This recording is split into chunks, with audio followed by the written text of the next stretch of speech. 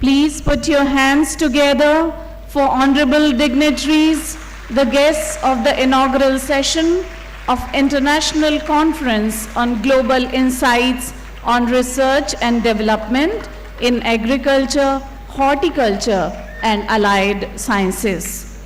G.H. Raisoni Sai Kheda, Just Agriculture Education Group, and Agro-Environmental Education and Farmers Welfare Society, Punjab, are privileged to host the 5th International Conference on Global Insights in Research and Development in Agriculture, Horticulture and Allied Sciences, scheduled in hybrid mode.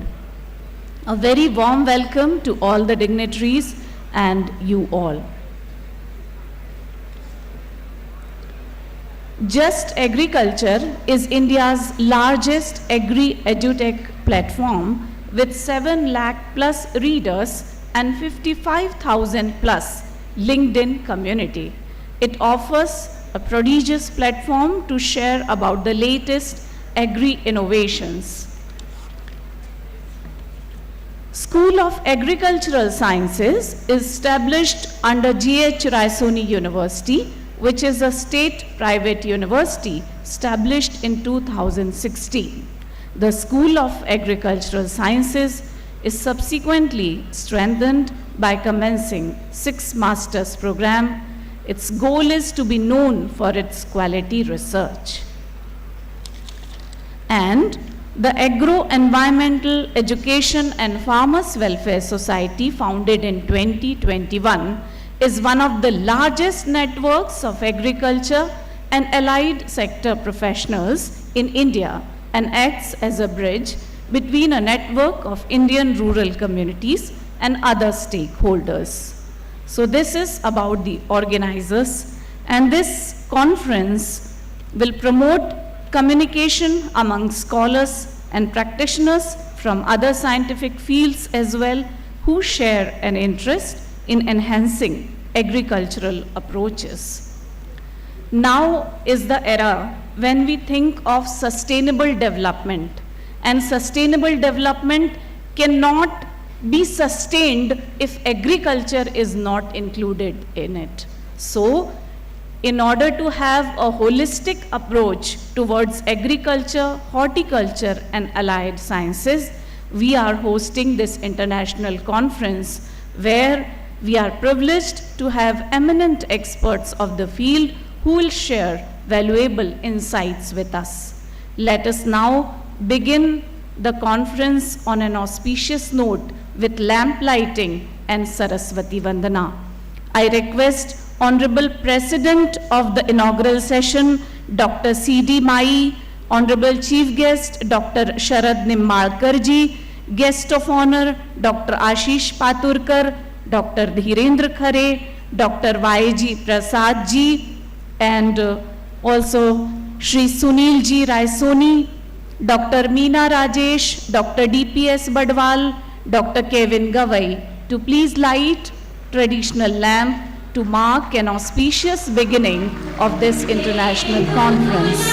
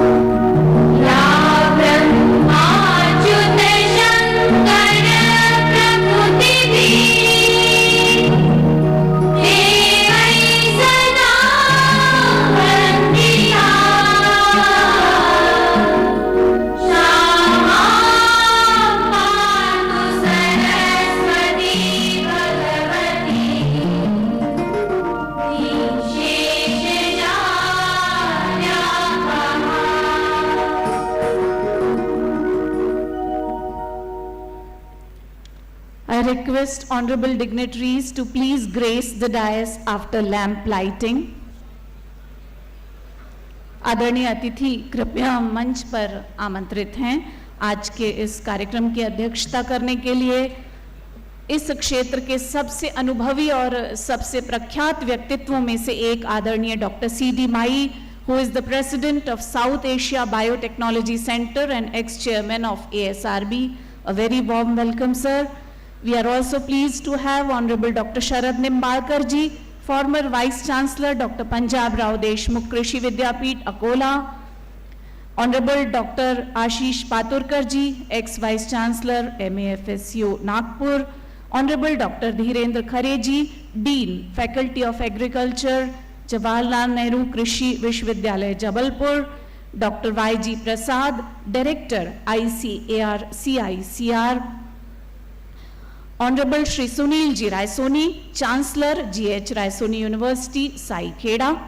Dr. D.P.S. Badwal, Founder and CEO, Just Agriculture Education Group. Dr. Kevin Gavai, Dean SOS, GH Raisoni University, Chhindwara. And Dr. Meena Rajesh, Vice Chancellor, GH Raisoni University, Sai Kheda. Once again, please put your hands together in the honor of all the dignitaries on the dais. GH Raisoni University is an independent co-educational institute that provides diploma, undergraduate, postgraduate programs and doctorate programs with different specializations and research facilities. Let us now listen to University Song. University Song. Please rise for University Song.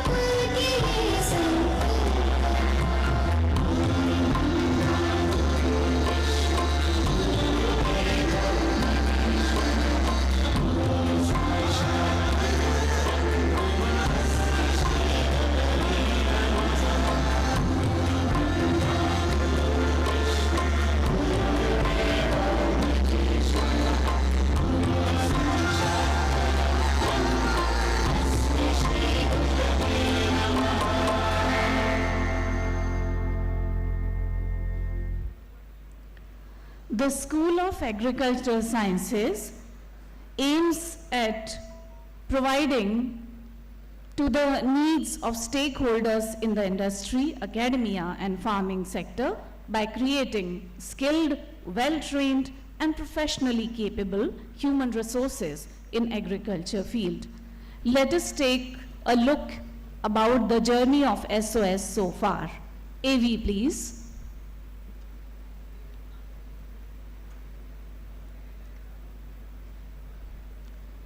SOS, AV, please.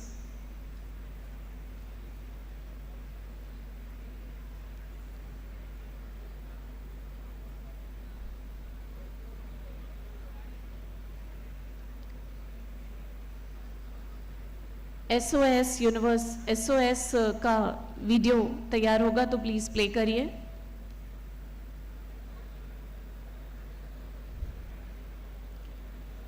It seems some technical issue is there. No problem. We'll move ahead. Later on we can see that video. We are privileged to have an eminent panel of experts as the guests on this dais. Let us now welcome and felicitate the dignitaries on the dais. At the outset, I request Shri Sunil Raisoni ji, Chancellor GH Raisoni University, Sai Kheda, to please welcome and felicitate the President of the inaugural session, Honorable Dr. C.D. Mai, President of South Asia Biotechnology Center and ex-chairman of ASRB. आदरणीय doctor CD. माई, जिनकी अध्यक्षता में आज का ये उद्घाटन समारोह संपन्न होने जा रहा है, उनका स्वागत और सम्मान श्री सुनील रायसोनी जी करेंगे. वॉलंटियर्स कृपया शीघ्रता करें, कृपया शीघ्रता पूर्वक मंच पर आइए.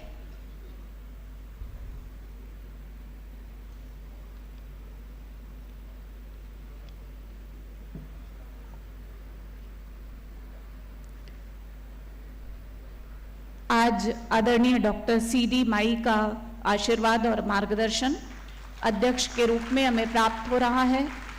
आपकी उपस्थिति के लिए आपका बहुत बहुत धन्यवाद sir. Thank you so much for your gracious presence.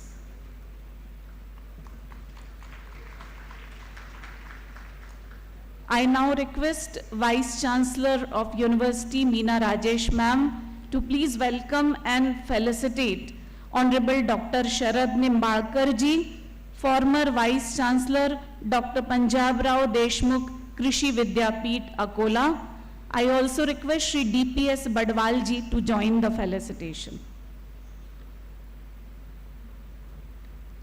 माननीय डॉक्टर शरद निम्बाळकर जी, मुख्य अतिथि का स्वागत मीना राजेश जी करेंगी.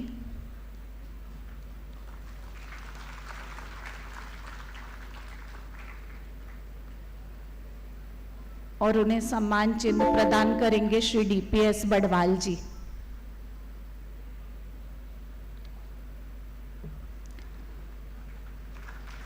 To welcome and felicitate Dr. Ashish Paturkar ji, once again I request Meena Rajesh ma'am. Dr. Ashish Paturkar ji, ex-Vice Chancellor MAFSU Nagpur, is the guest of honor. उनका भी स्वागत और सम्मान मीना राजेश मैम करेंगी.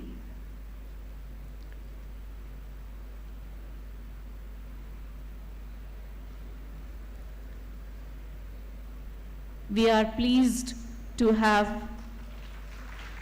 Dean Faculty of Agriculture, Jawaharlal Nehru Krishi Vishwavidyalaya, Jabalpur, Dr. Dhirendra Khare ji as guest of honor.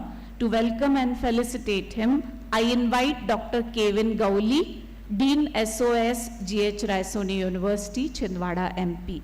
Dr. Dhirendra Khare ji का स्वागत और सम्मान डॉक्टर केविन गौड़ी करेंगे.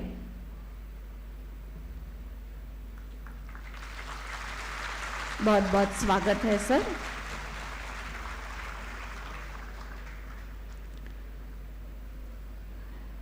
I request Shri D.P.S. Badwal ji to please welcome and felicitate Dr. Y.G. Prasad, Director ICAR CICR Nagpur.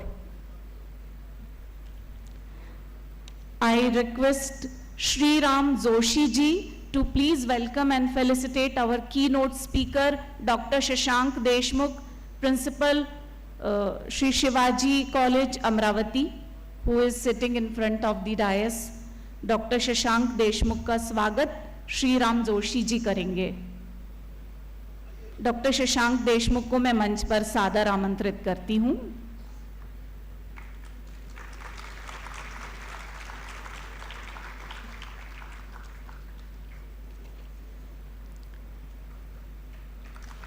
हम पहले session में doctor Shashank Deshmukh के उद्बोधन से लाभान्वित होंगे। उनका हार्दिक स्वागत।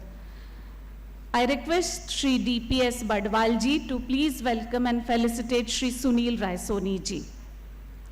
Founder and CEO of Just Agriculture Education Group, Dr. DPS Badwal is requested to welcome Shri Sunil Raisoni ji, Chancellor, GH Raisoni University, Sai Kheda.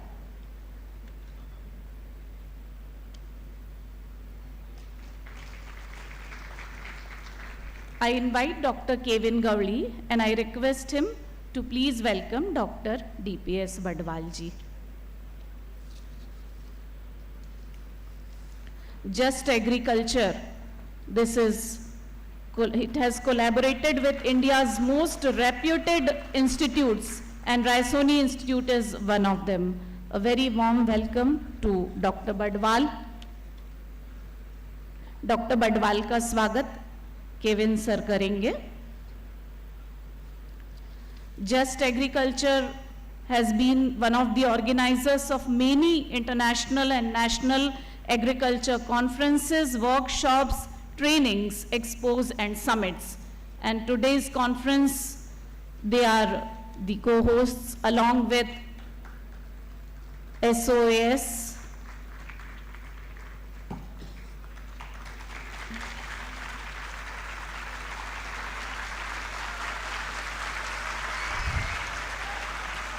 This is the beginning of a collaboration. We look forward to work with you in many ventures in the future. I request Dr. Shri Paresh Baviskar ji to please welcome and felicitate Dr. Kevin Gowli, please.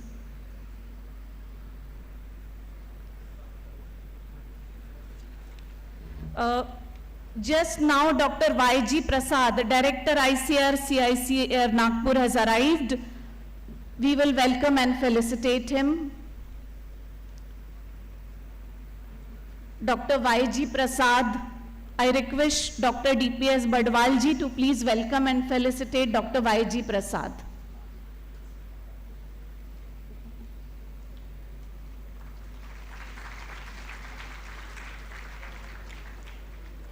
Thank you so much, sir, for your gracious presence.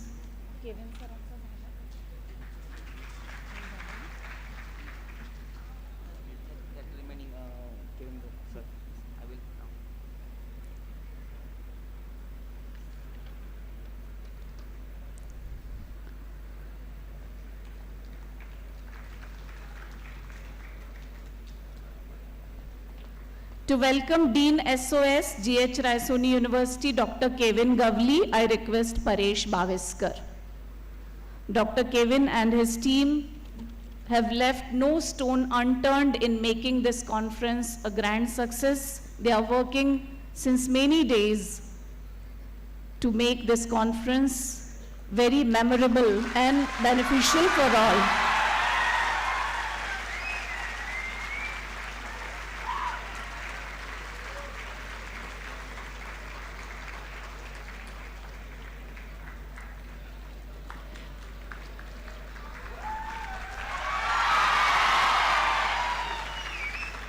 Innovative approach is the need of the hour. They say that if we continue to do today's business by yesterday's methods, we won't be in business tomorrow. These conferences, seminars and workshops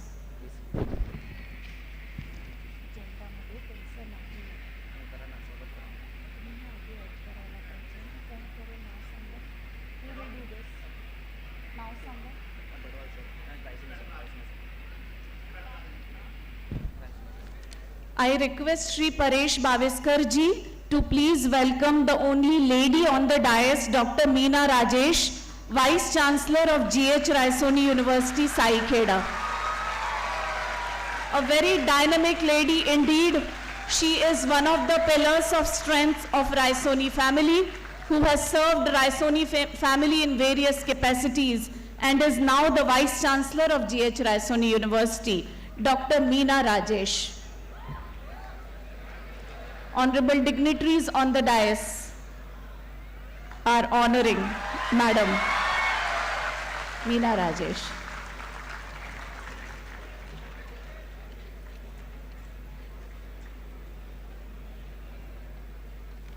Thank you so much.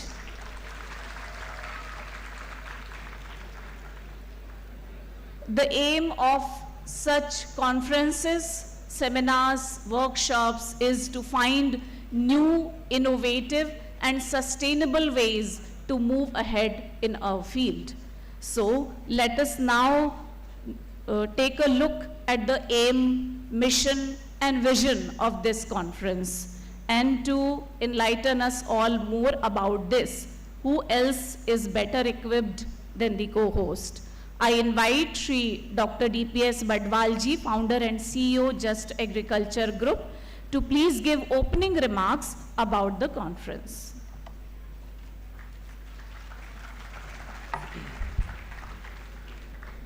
Namaskar. A very warm welcome to all the chief guests and the delegates and participants of this international conference. So first of all, I would like to thank and welcome you all in this 5th international conference on global insights on research and development in agriculture, horticulture and allied sciences.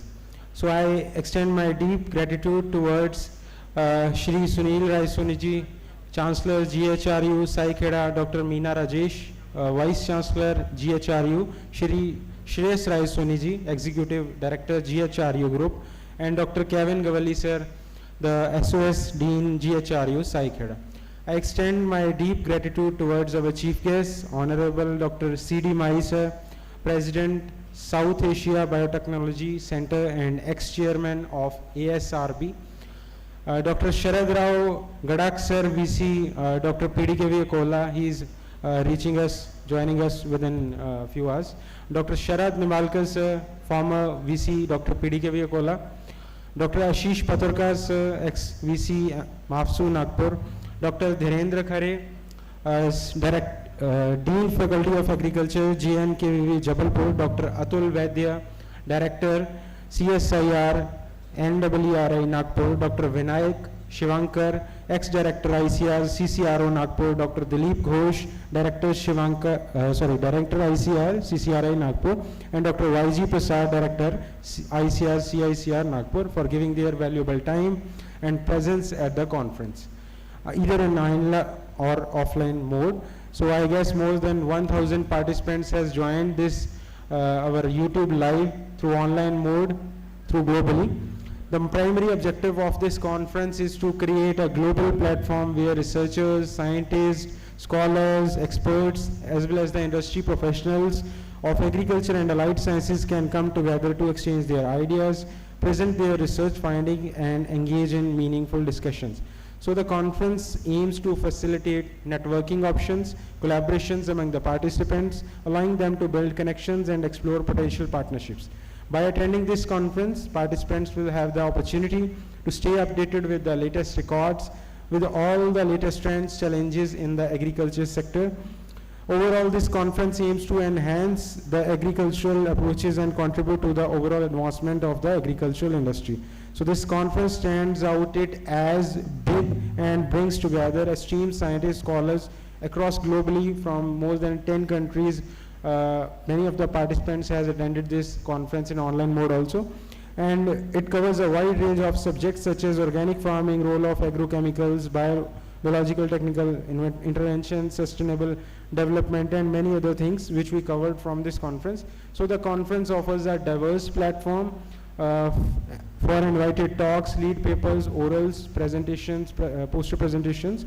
It provides a unique chance for attendees to gain valuable information, foster collaborations. And one thing more I would like to add, this is one of the largest conference in the Central India by Just Agriculture, including 2 states and first time in Maharashtra also. So gratitude is extended to all the eminent speakers, devotees, invitees, delegates, participants who have graciously dedicated their time and contributed to this wonderful international conference. Their valuable contributions have enhanced the overall experience and impact of this event. So I applaud all the efforts of the organizing team, especially Dr. Kevin Gavalli sir, for putting his best efforts in making the arrangements for this international conference. And I'm also thankful to all the knowledge partners, ICR institutes, as well as many other international collaborations for this international conference. So, Dhanyavad, Jai Hind, Jai Maharashtra.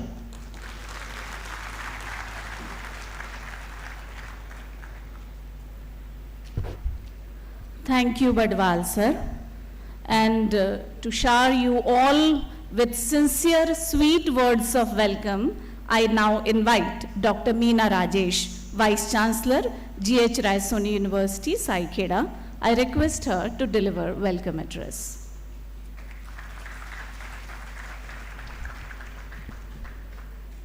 Good morning, ladies and gentlemen. It is with great pleasure and enthusiasm that I address the welcome note to you as a Vice Chancellor of GH Raisoni University. On the occasion of this landmark event focusing on research and development in agriculture, horticulture, and allied science, I extend my warmest welcome to all the distinguished guests on the dais, researchers, scholars, and participants who have gathered here to share their insight and expertise. In a rapidly changing world, the field of agriculture, horticulture, and allied science are not only important in addressing the pressing challenge that we face, but also nourishing the innovation and sustainability.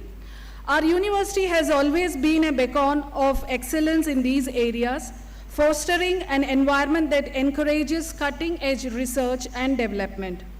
Today, as we come together to explore the global insight, it is crucial to acknowledge the profound transformation that these disciplines are undergoing.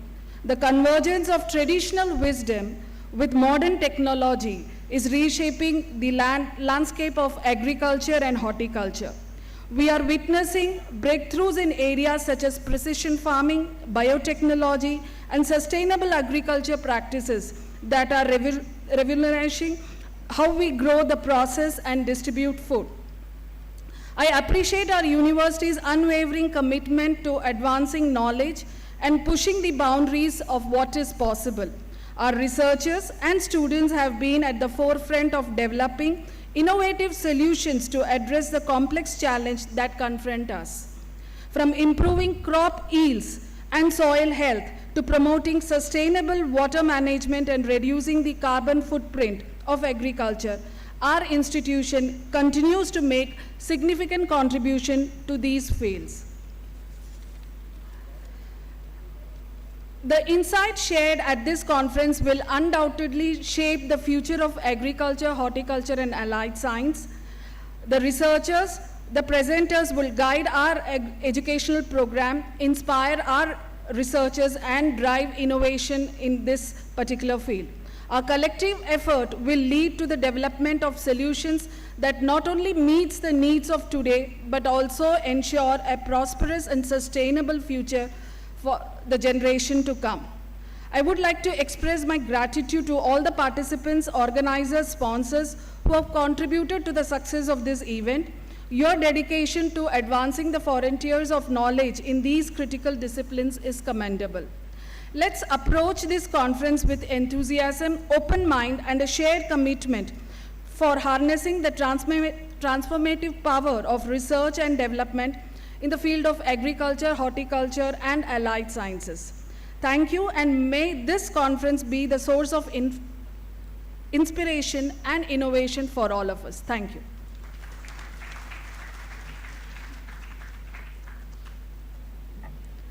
Thank you, Meena ma'am. Now I request our team leader, Honorable Shri Sunil Ji Raisoni, Chancellor GH Raisoni University, Sai Kheda, to please give us his blessings and guidance. Thank you, Shweta. Good morning, one and all. It's an honor to host such a conference in our group. जहाँ खेती होती है वह देश जीतता है. Today I want to talk about something that is really important: farming, gardening and related sciences. हम अक्सर सुनते आए हैं जिंदगी जीने के लिए 3 चीज़ों की ज़रूरत होती है: रोटी, कपड़ा और मकान, जो कि सही मायनों में सभी किसानों की देन है. the food we need, help our economies and make our lives better, is standing on the foundation of agriculture. Hope you all agree to it. But like every blessing comes with some difficulties to deal with, there are also big problems we need to face in the 21st century. Like more and more people to feed as population graph we look into. Weird weather because of climate change. Recently we faced and witnessed such stuff. We need to take care for the resources. Most importantly, when changing taste is a constant thing in what we eat. To deal with these challenges, we have to work hard on research and coming up with new ideas. Now let us talk about sustainable farming on what we are here today. I may not be a right person to talk on this, but as of now I understood that scientists are working on ways to use our resources wisely, create less waste and be kinder to the environment. There are also developing crops that can handle unpredictable weather and need less stuff to grow. I am amazed with the cool technology like the drones and computers that help farmers make smart choices and reduce waste. Isn't it great that they are using fancy science to make crops grow better and fight off bugs and diseases? Gardening is also getting better now thanks to research with tastier veggies and better ways to grow them. Now the challenge is to protect all the different kind of plants and animals to make sure we have enough food for the future. And as I said earlier, what we like to eat is changing. So we have to come up with new ideas for food that is good for us and planet. Working together with other countries and scientists is super important. We can learn from each other and find better ways to solve these problems. So in simple words, such research and development in farming and gardening are need of this era because they gave us food, jobs and help the planet. Now farming is not the traditional problem filled area. We need to keep learning and using new ideas to make sure we have all enough to eat in the future. मैं सिर्फ इतना कह के अपने शब्दों को पूर्ण विराम दूंगा कि चलता रह पथ पर अपने जरा काटे निहार कर, आएगी थोड़ी मुश्किलें राह में, तू न रुक कभी हार कर, चल उठकर प्राण कर, न क्षण भी एक बेकार कर, जीत तेरी फिर भी है मंजिल अपने नाम कर. I am sure this conference is going to add value to all of you surely. Thank you.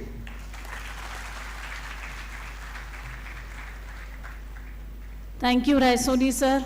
And as he talked about the spirit, it should be कि कारवां वालों चलो बढ़ते चलो, मंजिल का क्या मिल गई तो खुद शरीक कारवां हो जाएगी. मंजिलों को राह का पत्थर समझ के आगे बढ़ते रहना वही चलने वालों का काम होता है और वो नई नई मंजिलें पाते हैं. Ladies and gentlemen, we are pleased to have Honorable Dr. Sharad Nimbalkar ji, former Vice Chancellor of Dr. Punjab Rao Deshmukh Krishi Vidyapeeth Akola with us as chief guest. We know that he loves to interact with us and speak at length, but as we are short of time, so I request Honorable Nimbalkar sir to please give a brief address today. Thank you, sir.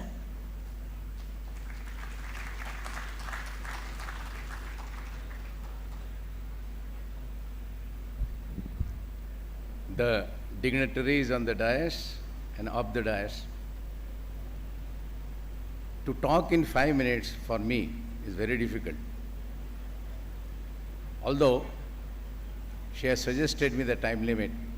Well, we are all knowing that agriculture in India has progressed from sheep to mouth in 60s, and now we are exporting food grains to many countries also, and having more than 317 million tons of the food grain stock by the end of 22. Still also, 20 crores of people are malnutrition, and 19 million people, they are below poverty line. As per the FAO records, the countries, the top 20 countries, those who can feed their population, so we are the least in the list of the 20, and we are 1.07 metric tons per person we are feeding. And the top countries, the Brazil is 5.54 metric tons, Paraguay, then Australia, Argentina, and even the Ukraine, 5 tons per person per year. So this is a gap. 1.09 means we are affluent, we are done a very good job, but now we need to go and address this sector also, because in 50s we are going to have the population of the 16% population we already are having, we are the highest now, and to feed this we need to have about 500 million tons of food grains, 450 to 500 millions of food grains. How we are going to? Now the land is being degraded, the water scarcity is there, many problems are there. The seed, the erosion of soil, environment, these are the problems we need to tackle. And now, with the new vigor, with the innovation, incentive, and the institutional establishments. Now, for this purpose, these three things are the challenges before you people, before us also, naturally. Now, for that purpose, the innovation, now the basic tools, in joining with them, we have to go for the new insights and new experiments and new innovations in the agriculture in regards of the seed, in regards of the soil conservation, in regards to the irrigation. And likewise, we need to make a strong agriculture community to feed the teeming, the population which is now to feed 500 metric tons from now 300. We are feeding today our population 450 grams per day. But as a matter of the WHO, we need to feed at least 1 kg per day to all population. We are not. Therefore, these challenges now before you people, youth, is tremendous. Now, innovation is a one, irrigation is another thing which to be, and soil basically, that is to be targeted, because the reports of the international things have given that 1200 million hectares of the land of the world is going to be depleted, degraded. From where we are going to bring the food security? Therefore, for these things, we need to have, basically, we can go with the irrigation technologies, we can go with the artificial intelligence, we can go with the IoT channels and all others, whatever the basic, now the infrastructure we are getting, and we should know the world access and the technology to bring the prosperity to our people, basically. खरे नाम निष्काम ही ग्राम सेवा झटू सर्व भावे करू स्वर्ग गावा कळो हे वळो देह कारी पडू दे घडू दे प्रभो एवढे हे घडू दे प्रभो एवढे.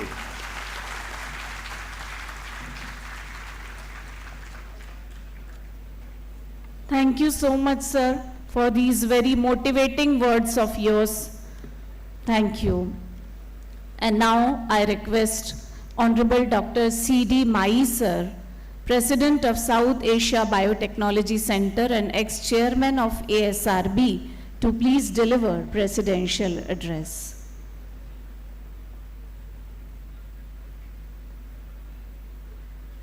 Madam? Hello? Are you able to hear me?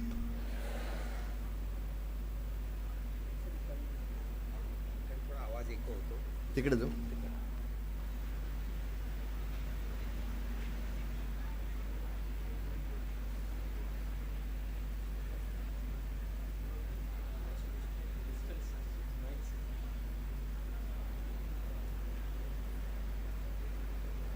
हमारे निम्बाळकर साहब ने अभी आपको some of those very important tips आगे क्या होने वाला ये दिया है.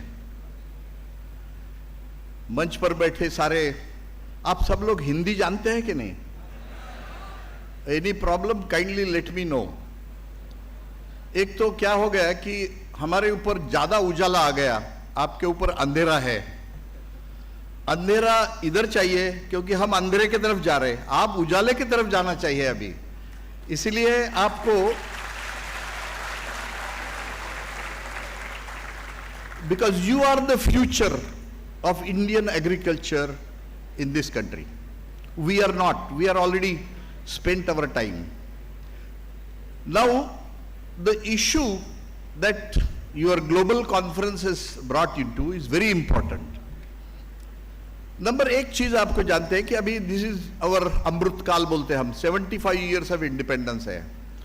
नाउ इन दिस अमृत काल में जब 1947 में हमारा देश आजाद हुआ था, तब एक आपको शायद जानकारी होंगे, एक पैडॉक्स ब्रदर करके एक बहुत बड़ा आर्टिकल न्यूयॉर्क टाइम्स में आया था और उन्होंने बताया था कि भारत की हालत एग्रीकल्चर की बहुत बुरी होने वाली है.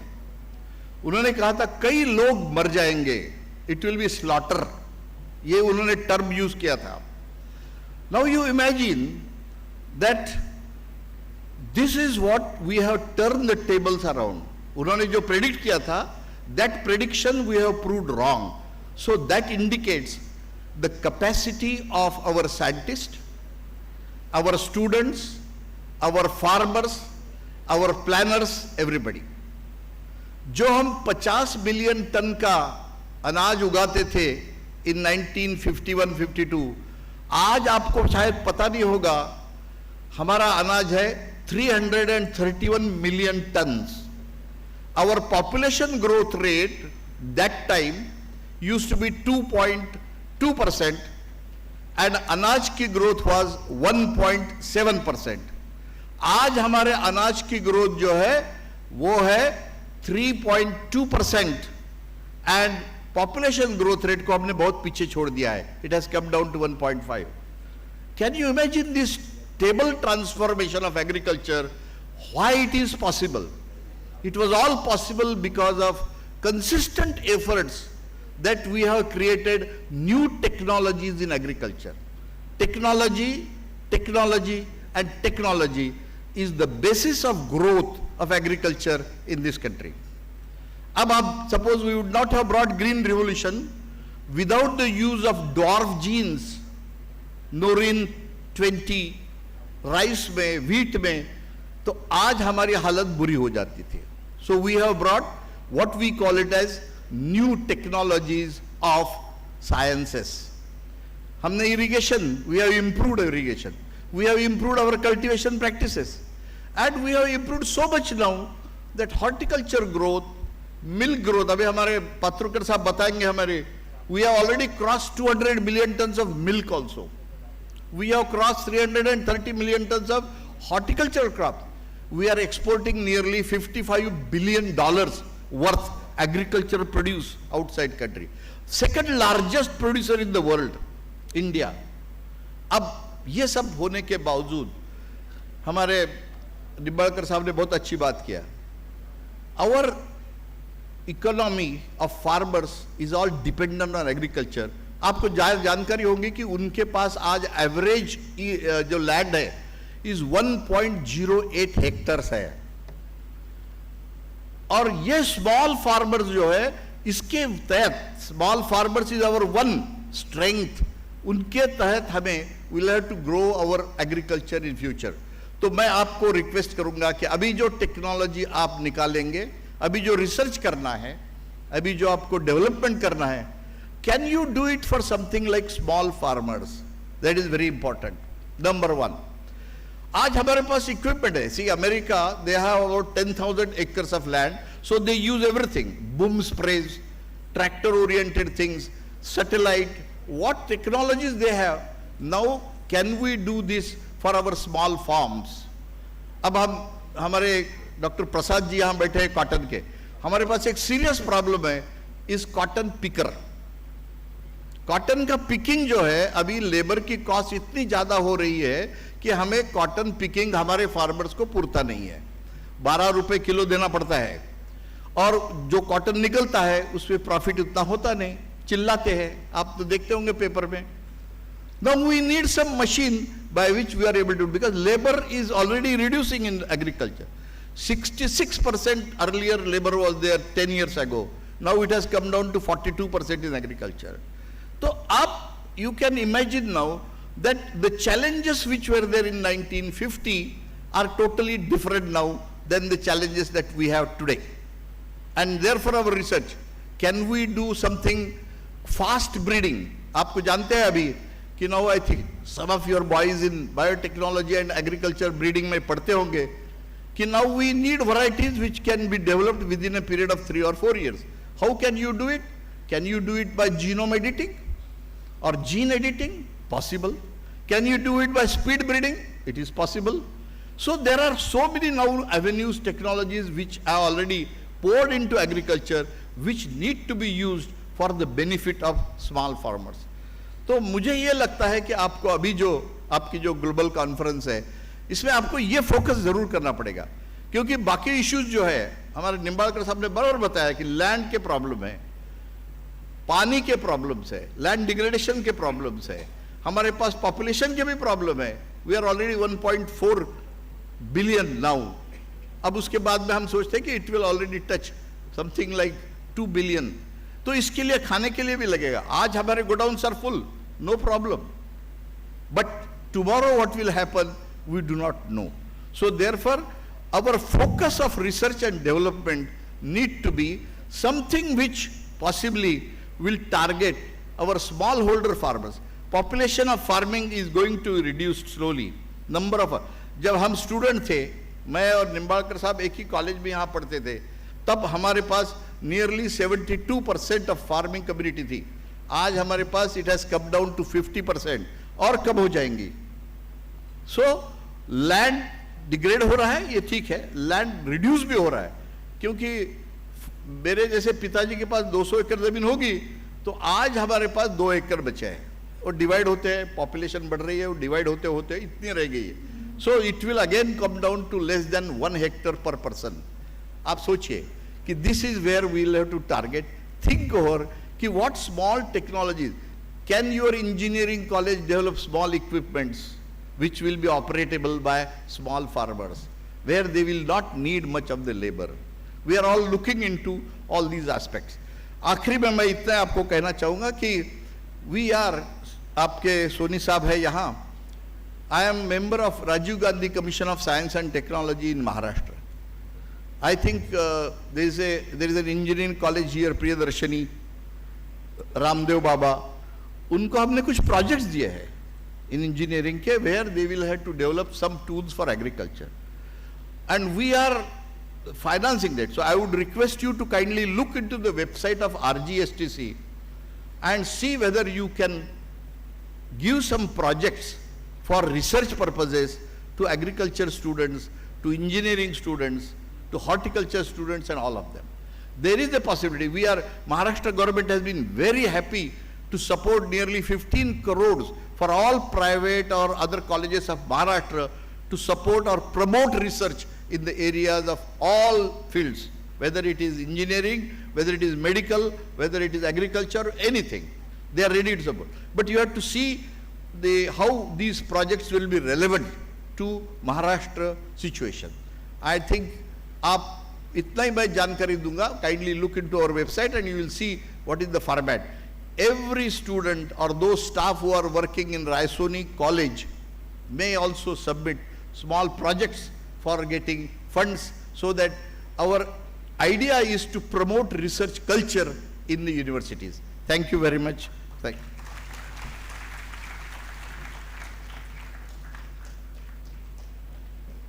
Thank you so much, sir, for your words of wisdom. Thank you. We are really honored to have you as the president of this inaugural session. And it is time now for release of special issue of Just Agriculture magazine. I request the dignitaries on the dais to please release the special issue of Just Agriculture magazine. This magazine has published 3,200 plus articles from the academicians, researchers, and students so far. And this issue, which is a special issue, is to mark this international conference.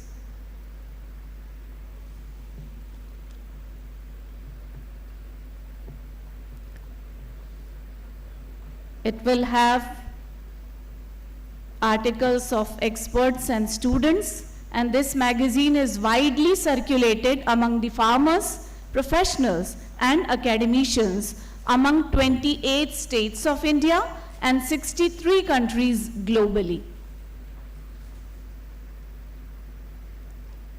Special issues of Just Agriculture magazine to mark this international conference on global insights on research and development in agriculture, horticulture, and allied sciences.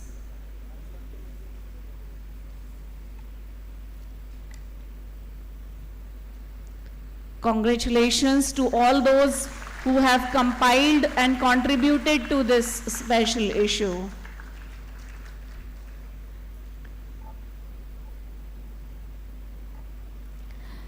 It is time now to mark and acknowledge the achievements of all those who have worked hard for this conference and who are the stalwarts of their field. Moving on to the award ceremony, I request the dignitaries on the dais to please felicitate the awardees, starting with Lifetime Achievement Award, which will be presented to Shri Sunil Raisoni ji, Chancellor GHRU Saikheda, जिन्होंने अब तक शिक्षा के क्षेत्र में बहुत उल्लेखनीय उपलब्धियां हासिल की हैं। श्री सुनील रायसोनी जी को आदरणीय अतिथि कृपया सम्मानित करें। My sir, Nimbalkar sir, Badwal जी और सभी आदरणीय अतिथियों से निवेदन करती हूं कि वे ये life time achievement award Sunil Raisoni sir को प्रदान करें।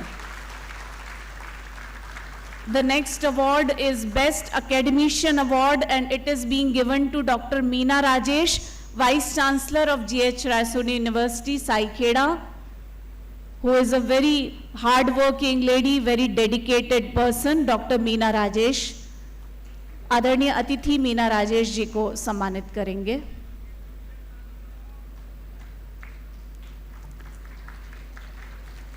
Then Outstanding Achievement Award for Dr. Kevin Gowley, Dean and Professor, School of Agriculture Sciences, GH Raisoni University, Saikheda. Gawali sir को भी मंच के द्वारा सम्मानित किया जाएगा।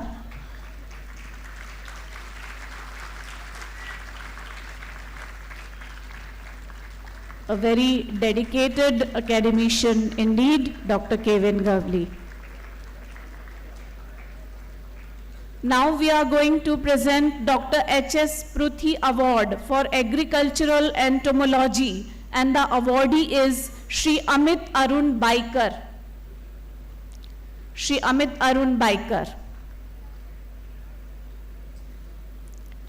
इनके बाद तैयार रहें डॉक्टर आकाश ज्ञानेश्वर धुंडे, जिन्हें यंग एंटरप्रेन्योर अवार्ड दिया जाएगा। वे इसके बाद मंच पे आए। Shri Amit Arun Baikar. Young entrepreneur award agricultural economics, doctor Akesh Dnyaneshwar Dhunde. Next name is doctor Murli Yadav, please, who will be given best researcher award.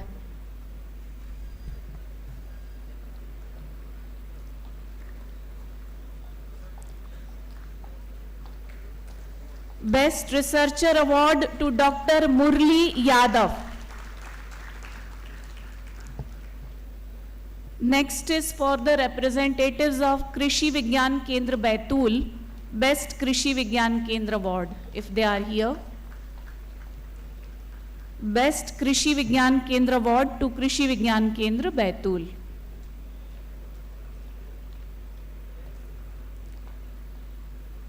तालियां तो आप बजाते रहिए, वो एक बहुत अच्छा एक्सरसाइज भी होता है। Next is doctor Dhirendra Khare will be presented with best academician award in genetics and plant breeding. Doctor Dhirendra Khare ji को हम ये सम्मान देने जा रहे हैं, best academician award in genetics and plant breeding. Doctor Khare आज विशिष्ट अतिथि के रूप में भी हमारे मंच पर हैं और ये अवार्ड देकर भी हम उन्हें सम्मानित करेंगे। इस मंच पर एक और हमारे विशिष्ट अतिथि हैं जिन्हें हम देने जा रहे हैं बेस्ट अकेडमिशियन अवार्ड। वो हैं doctor Ashish Paturkar, Colonel Dr. Professor Ashish Paturkar is being given the Best Academician Award in the category Food Hygiene and Veterinary Public Health. Next awardee is Dr. Sushila, who is winning the Young Textile Designer Award. Textile and Apparel Designer Dr. Sushila is the winner of Young Textile Designer Award. Then is Dr. Anil R. Pimple for Best Academician Award in Irrigation and Drainage Engineering. Dr. Anil R. Pimple. इनके बाद तैयार रहेंगे doctor दीपक बोरनारे और doctor DS Raghuvanshi, इसके बाद उनका नाम है. Young professional award agricultural engineering goes to doctor Deepak Trimbak Bornare.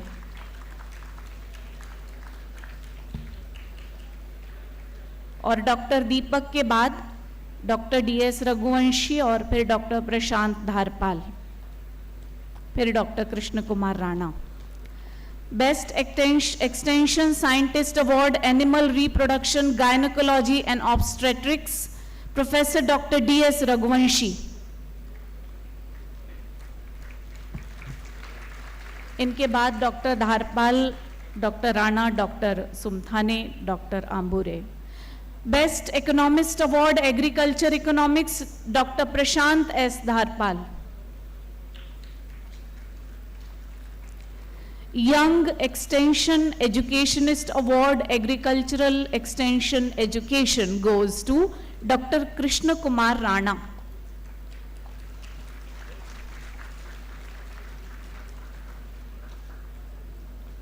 Dr. Krishna Kumar Rana. If he is not here, then we'll move to next. Best PhD Thesis Award for Forestry, Dr. Yogesh Y. Sumthane. इनके बाद doctor Ambure, doctor झाड़े और doctor Sahu के awards हैं. Doctor Sumthane. Best KVK scientist award entomology doctor Krishna Ganpatrao Ambure.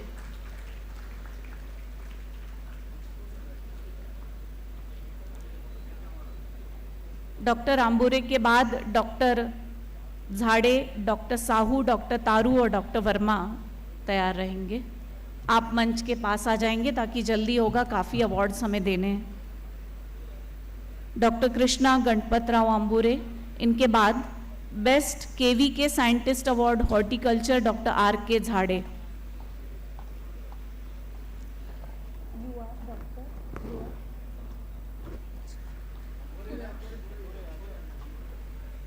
Doctor Krishna Ganpatrao Ambure, he is not here.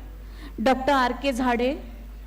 Best KVK scientist award horticulture for doctor RK झाड़े.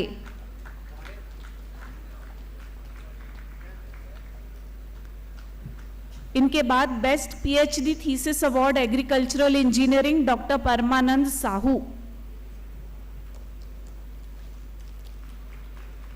ये आप इतने कम लोग नहीं हैं, तालियां बजानी है आपको. Best KVK scientist award horticulture doctor Anil Sahebrao Taru. Doctor Taru, it seems he is not here. Best KVK scientist award agricultural extension doctor Vijay Kumar Verma.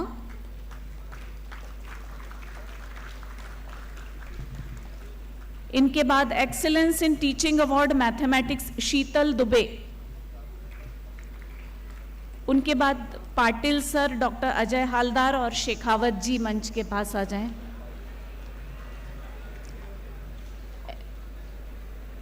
Doctor Vijay Kumar Verma के बाद शीतल दुबे एब्सेंट हैं. Young woman scientist award environmental sciences doctor Chetan Ashokrao Patil. Sheetal Dubey present, absent. Doctor Chetan Ashokrao Patil not present. Doctor Ajay Haldar. Doctor Ajay Haldar, is he here? No. Outstanding Student Award Fisheries Science Anil Singh Shekhawat.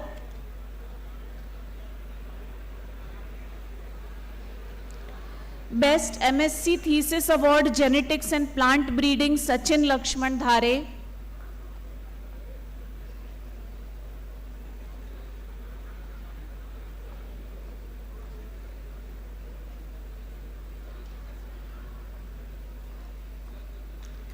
Young Researchers Award Farm Machinery and Power Engineering Satish.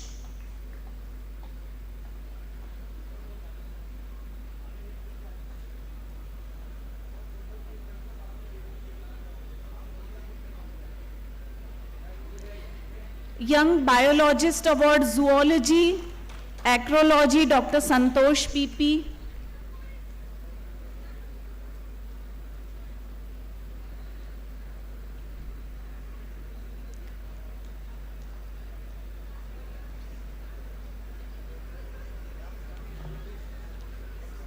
Dr. Santosh PP.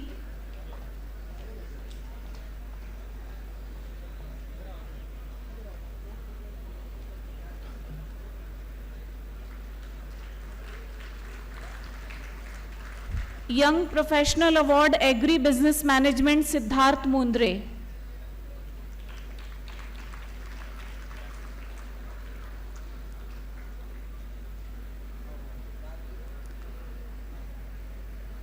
Best MSc Thesis Award Biotechnology Toshna Sakhre.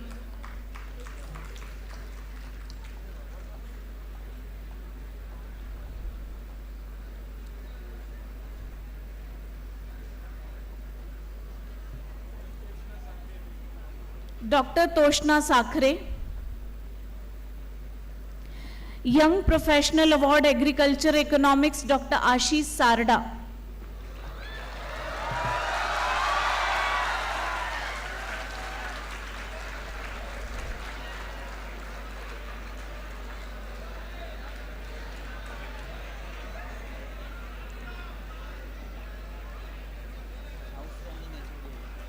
Gold Medal Award Agronomy Rishikesh G. Kokate.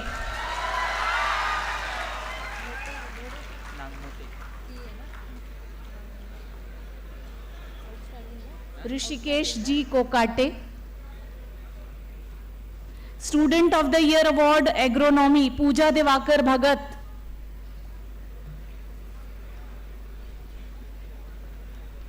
Is the student here or she busy with books? Outstanding Student Award Agronomy Jyoti Satish Lanjewar.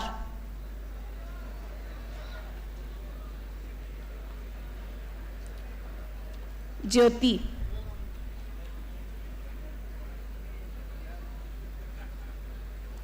Then Young Professional Award Agri Business Management Shubham Kisan Rao Gautre.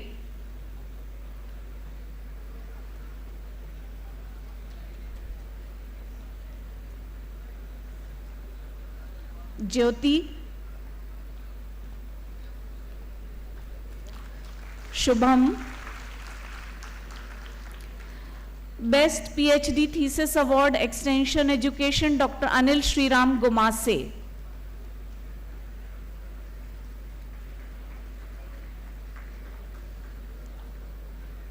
Dr. Gumase. Best MSc Thesis Award Agronomy Mayank Surendra Bhange. आप लोग तालियां बजाना बार बार भूल जाते हो Mayank. Best MSc thesis award agronomy Vaishnavi Ganesh Mude. Vaishnavi.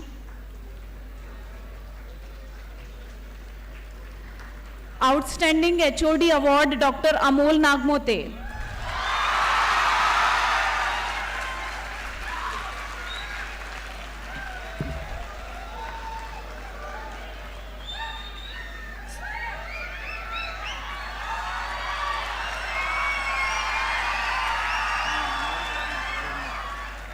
ये पूरा तो उन्हें तो बीच में कैसे वो आप मुझे कब याद दिलाएं. Student of the year award agronomy Girish Suresh Bambal.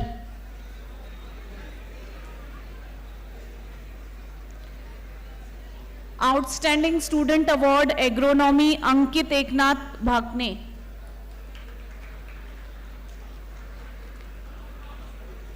Outstanding student award agronomy to Jaya Devchand Chakole.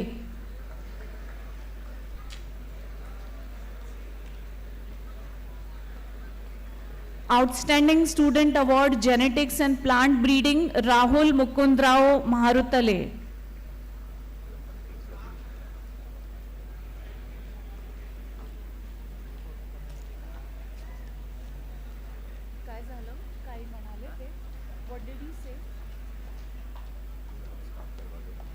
ये होने के बाद में हाँ ये स्वामीनाथन एक्सपायर हुए उनके लिए श्रद्धांजलि दें ठीक है कंटिन्यू हाँ कंटिन्यू इसके बाद में कंटिन्यू हाँ ठीक है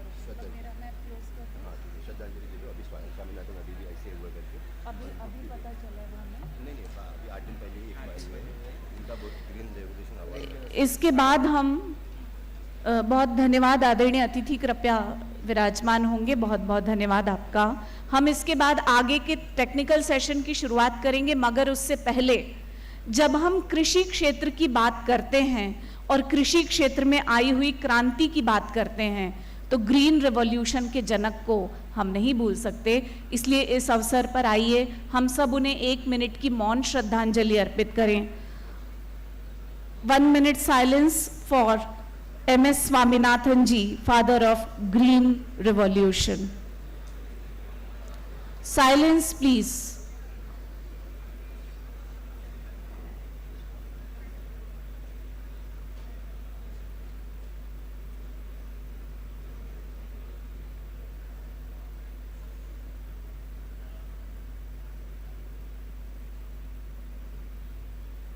Shanti, Shanti, Shanti. Thank you all. Now we will start the technical session. आप सब यहीं रहेंगे। अब आदरणीय इनॉग्रल सेशन के जो आदरणीय अतिथि हैं वो हमसे विदा लेंगे, लेकिन उससे पूर्व टेक्निकल सेशन के अतिथि हमारे साथ ही रहेंगे। बहुत बहुत धन्यवाद आदरणीय डॉक्टर CD माई सर, इस सत्र के अध्यक्ष, आदरणीय डॉक्टर शरद निम्बाड़कर जी, प्रमुख अतिथि, और सभी मंचासीन आदरणीय अतिथियों का बहुत बहुत धन्यवाद करती हूँ। A very big thank you to the president of the session, the chief guest, and all the dignitaries on the dais, all the participants, and all those who have worked hard to make this inaugural session a grand success. We'll now continue with the technical session. We have the keynote speakers, Dr. Shashank Deshmukh with us. Dr. Sanjay Bhoyer will also be here. We have Dr. Ashish Paturkar ji, Dr. Dhirendra Khare ji, Dr. YG Prasad ji with us, who will all be sharing their views with us in the technical session. Thank you so much.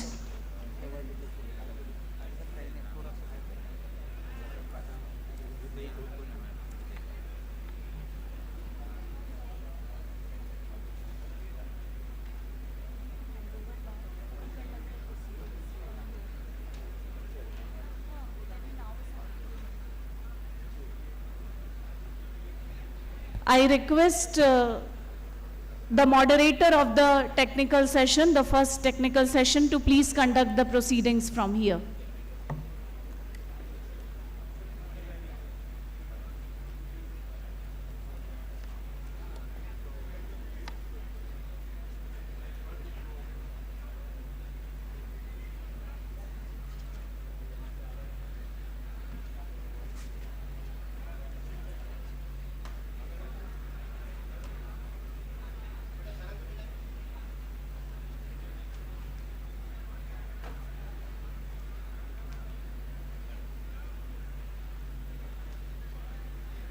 in the various field in agriculture in various department. So here again we are starting with students and appreciating the student by the means of award. So here the first award goes to Radhika Modgare from Department of Plant Breeding and Genetics. The award she is receiving is Best MSc Thesis Award, Department of Genetics and Plant Breeding. Next I would like to call upon, I request the dignitaries YG Prasad sir to please give away the awards. Now continuing.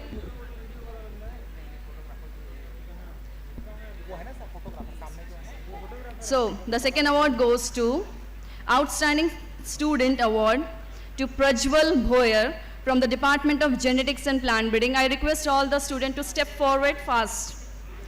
Now, the Best MSc Thesis Award from the Department of Plant Pathology goes to Dheeraj Nimbalkar.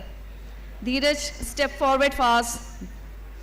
Second, Best MSc Thesis Award from the Department of Plant Pathology goes to Rahul Ghate. Rahul Ghate. Best MSc Thesis Award from the Department of Entomology goes to Rushikesh Basugade.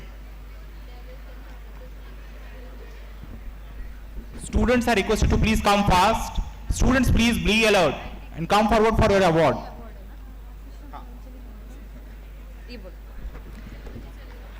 Best MSc Thesis Award from the Department of Entomology goes to Nikhil Yuvraj Bagmare.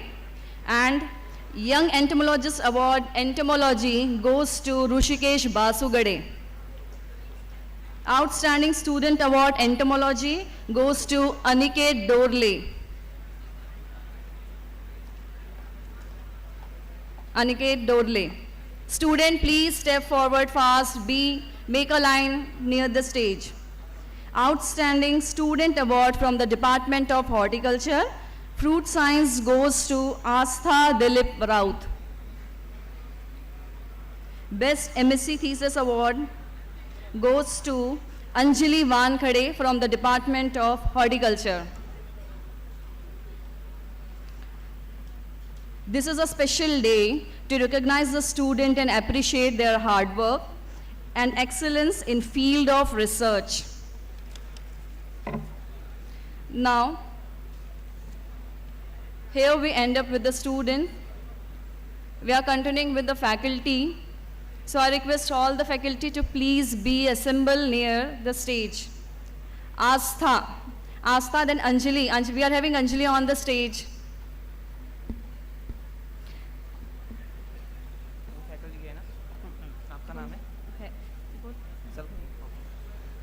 So, Excellence of Research Award goes to Dr. Chetan Bondre for the field of entomology.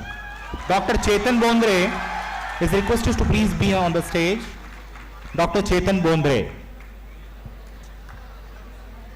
I request Chetan Bondre sir to please be on the stage to collect award. Okay. So Best Economist Award goes to Dr. Snehal Datarkar.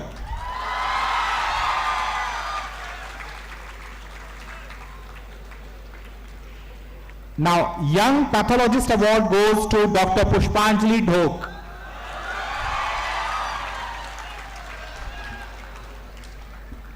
Next, Dr. V. Kurain Award for the field of animal sciences and dairy sciences go to Dr. Devashri Panchabhai.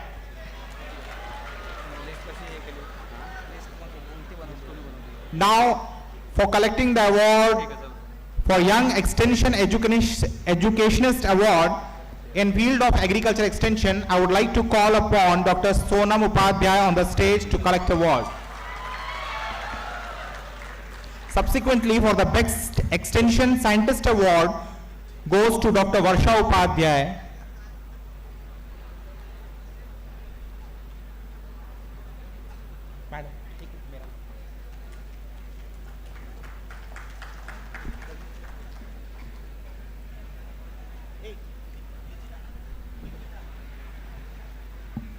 Now, the Excellence in Teaching Award goes to none other than Dr. Ashutosh Rajoria. All students are the witness. Young Agronomist Award goes to Dr. Shubhashit Rakshit, sir. Young Women Scientist Award from the Department of Agroforestry goes to Professor Vanishri Hulke. I request Rakshit sir to step up on the stage, please.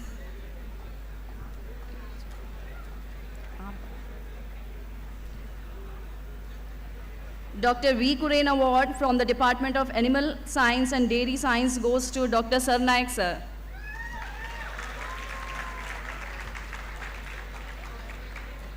Sarnaik sir. Excellence in Teaching Award from the Department of Agronomy goes to Professor Amrish Thakur, sir.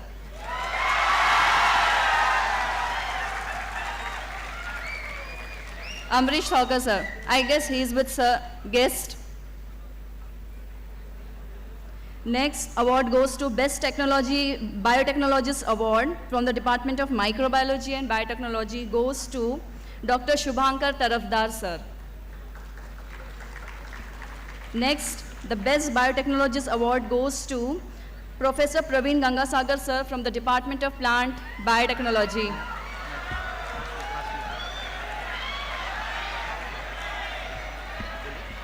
Young Plant Breeder Award from the Department of Plant Physiology goes to Dr. Mukesh Rathod. I request all the faculty to step forward. I request all the faculty to please step forward.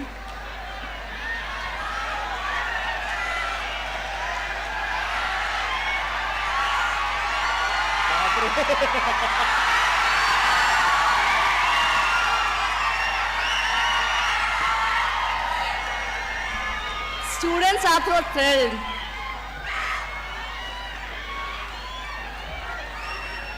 So much of love, really. So much of the love is seen among the students for the faculties.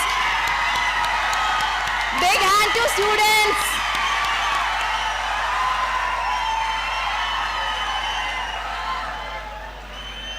Best Extension Scientist Award goes to Professor Divakar Dange, sir, from the Department of Agriculture Economics.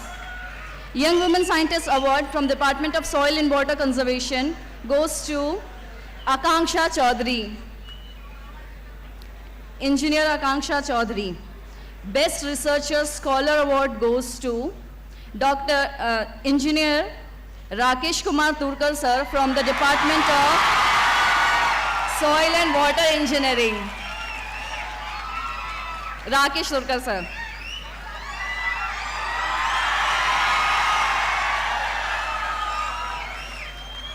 Best Controller of Examination Award goes to Professor Ravi Gedam from the Department of Computer Science and Engineering. Ravi Gedam, sir. Next, Young Scientist Award from Veterinary Science goes to Dr. Yashwant Lakshmanappa.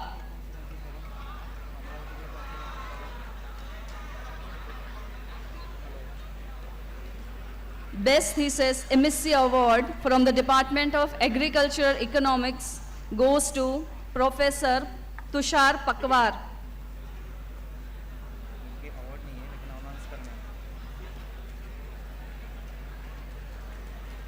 Young Woman Scientist Award from the Department of Genetics and Plant Breeding goes to Sangeeta Phatak.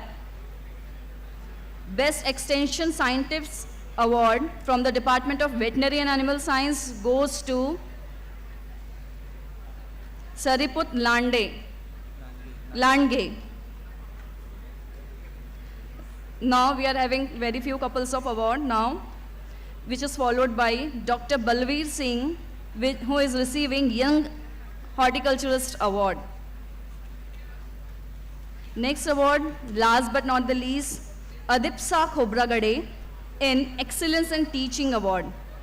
I request Adipsa Khobragade to come and receive the award, Excellence in Teaching Award.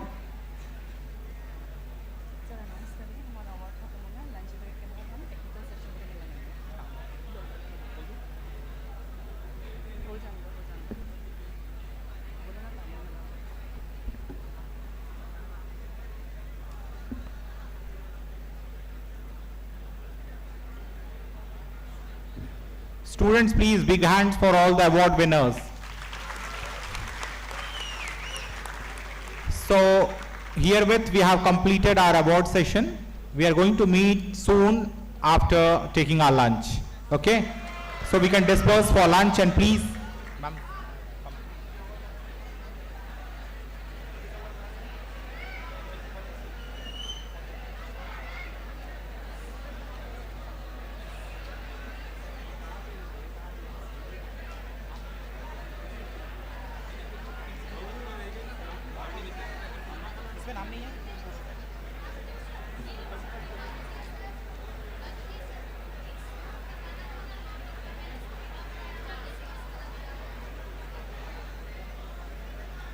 own seats.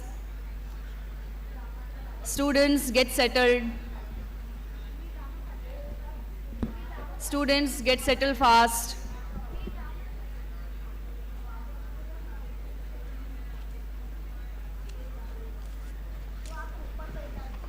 Those students who can call their friends, please call them. Now the formal session is going to get started. Please, students, call your friends also. Participants, whosoever is interested in poster presentation and oral presentation can give their name to Dr. Utkarsha. He is on the stage.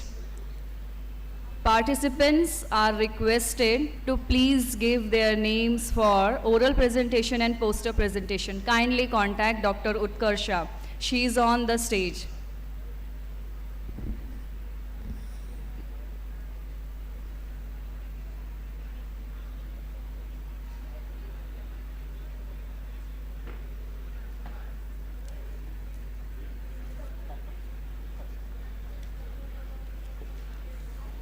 We'll start with technical session soon.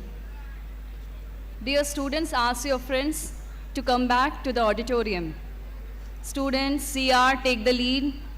CR are requested to call all the students. Ask all to gather right at auditorium.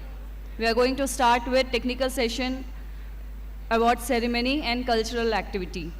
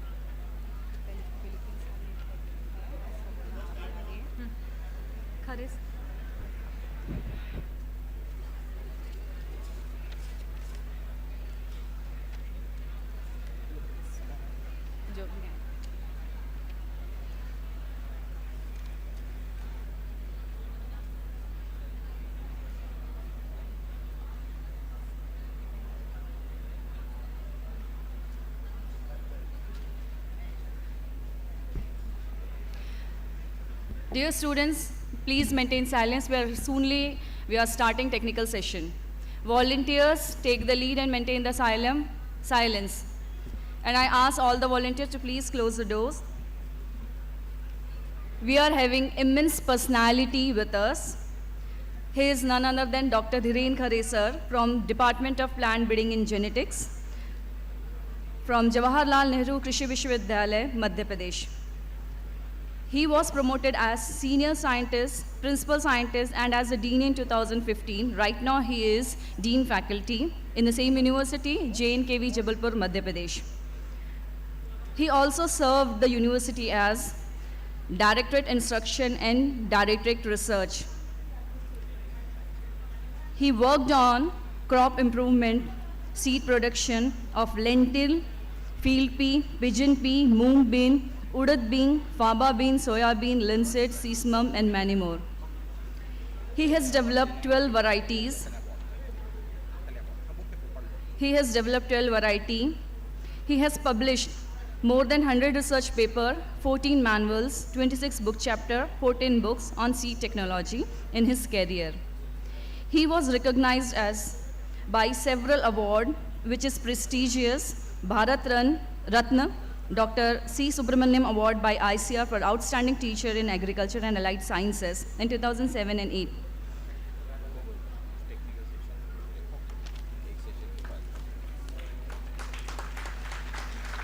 So please join your hand together. A person with distinct vision, fountainhead illuminates ideas, idol of knowledge, inspiring personality. Please, now I call upon Dr. Dhiren Khare sir. Sir, over to you. Thank you, madam. So first of all, I am thankful to organizer, administrator, teachers, staff, and students for inviting me in International Conference on Global Insights on Research and Development in Agriculture, Horticulture, and Allied Sciences. Now, any conference, it is to discuss subject matter, to get some recommendations, some policy issues, few things on which we have to perform research, few things research has been performed to change farmers friendly, and many more to know new concepts. As far as agriculture is concerned, in the previous statements, one was in 1960s, it was ship to mouth. We have to import grains from other country. Still, it is ship to mouth, but now mouth is of other countries. Now the country is ready to ship grains to any country which require food grain. This is the condition after 1960s. Up to 1960s, we have to import technology. Now, we use our own technology. Those technologies developed by scientists, policies made by policymakers, and meticulous effort by our farmers. Because of that, the country is able to go for atomic explosion. We are able to reach up to moon, and now we are ready to go close to sun because our belly is full. And it is because of farmers. Past was of agriculture, present is of agriculture, and future will be of agriculture. It will never change. Its glory will remain as such in any era. And I hope with your great effort, agriculture will remain in safe hand.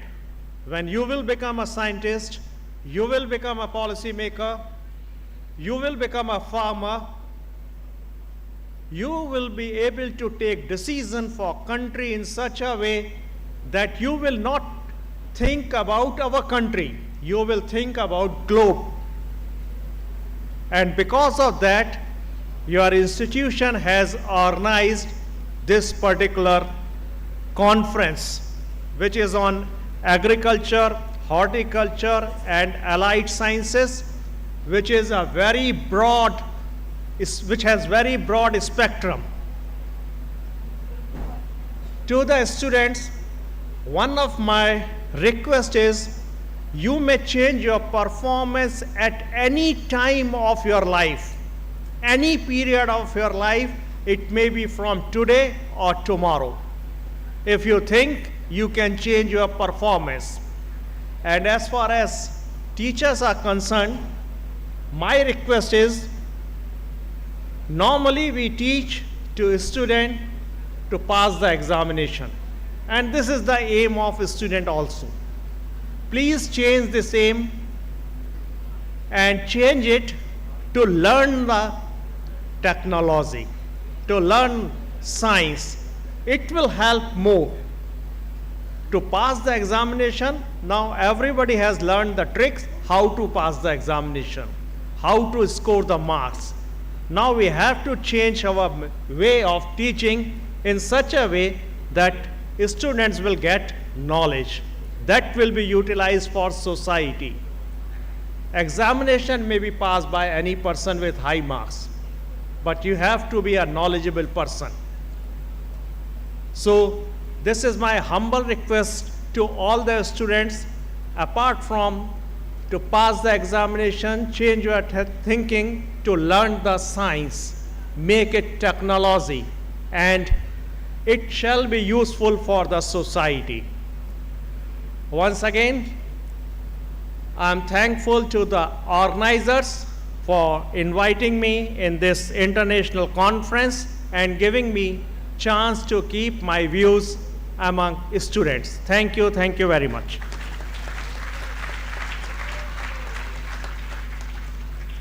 Thank you so much, sir, for your valuable words.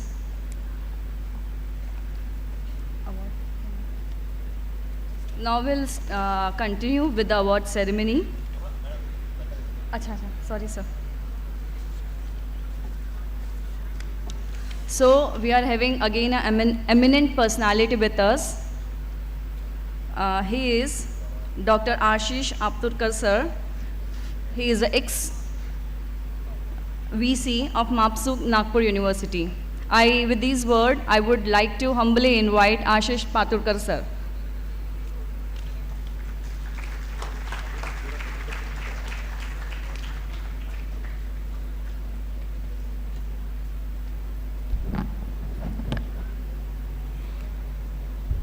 Good afternoon all the dignitaries on the dais and large gathering of young blood, all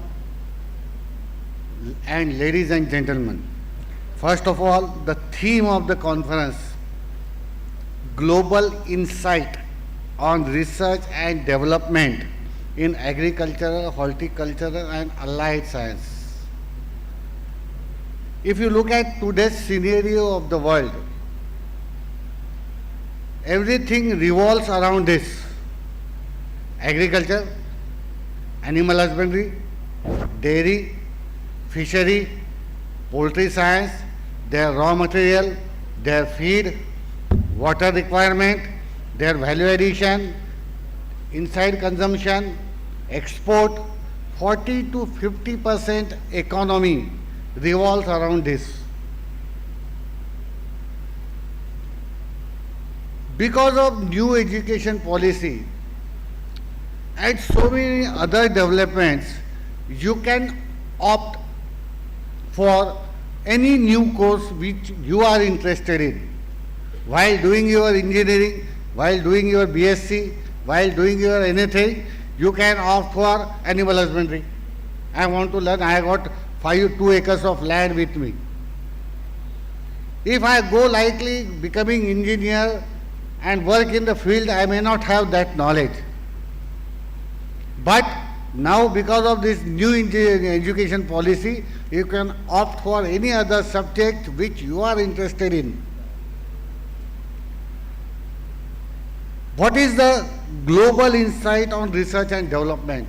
Every Honorable Mahi Sahib, Nimbalkar sir, tell that the land sizes go on reducing. The person holding land is also reducing. Our limited resources remain same. But still we are surplus today with the grains, whatever required for consumption, thanks to all the farmers who are doing their hard work since last 20-25 years. But somewhere we are missing something. You observe it closely. What we need to do and what we are doing? We are changing the pattern of agriculture. Previously we used to have jawar, bajra, millets and other millets. Then we have changed it to soya, cotton in Vidarbha mostly. So we lose the feed which is required for animal population while doing the agriculture. So this is the link which we are missing. Second thing, ours is a tropical country. In any other country, 6 months there is ice, 6 months there is a rain or summer season, they call it.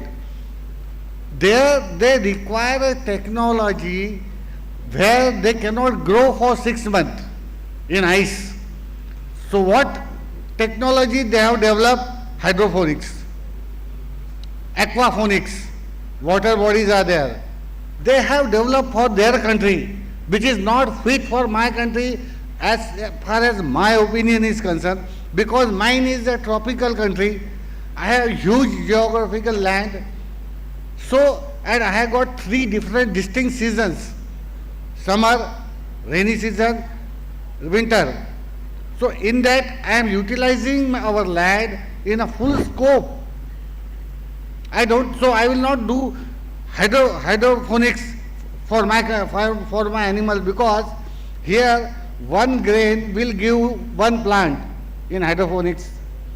In my agricultural land, if I bow 1 grain, I will get lakhs of seeds.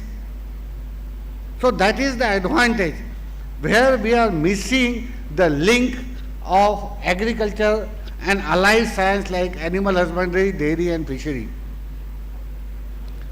Nimbarkar Sahib has rightly pointed out, huge quantity of water is required, even for agriculture, even for animal husbandry. Every animal drinks 20 to 25 liters of water per day, 50 liters of water per day. Plus for cleaning and washing, you require 50 liters of water.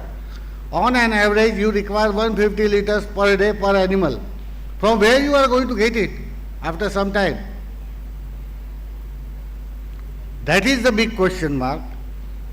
Then what needs to be done for our country? Who will find out the solution? We have created our own problems. We have to find out our own solutions. So many things available, so many technologies available, but every technology is not suitable to my country. Then I have to find out my own solution.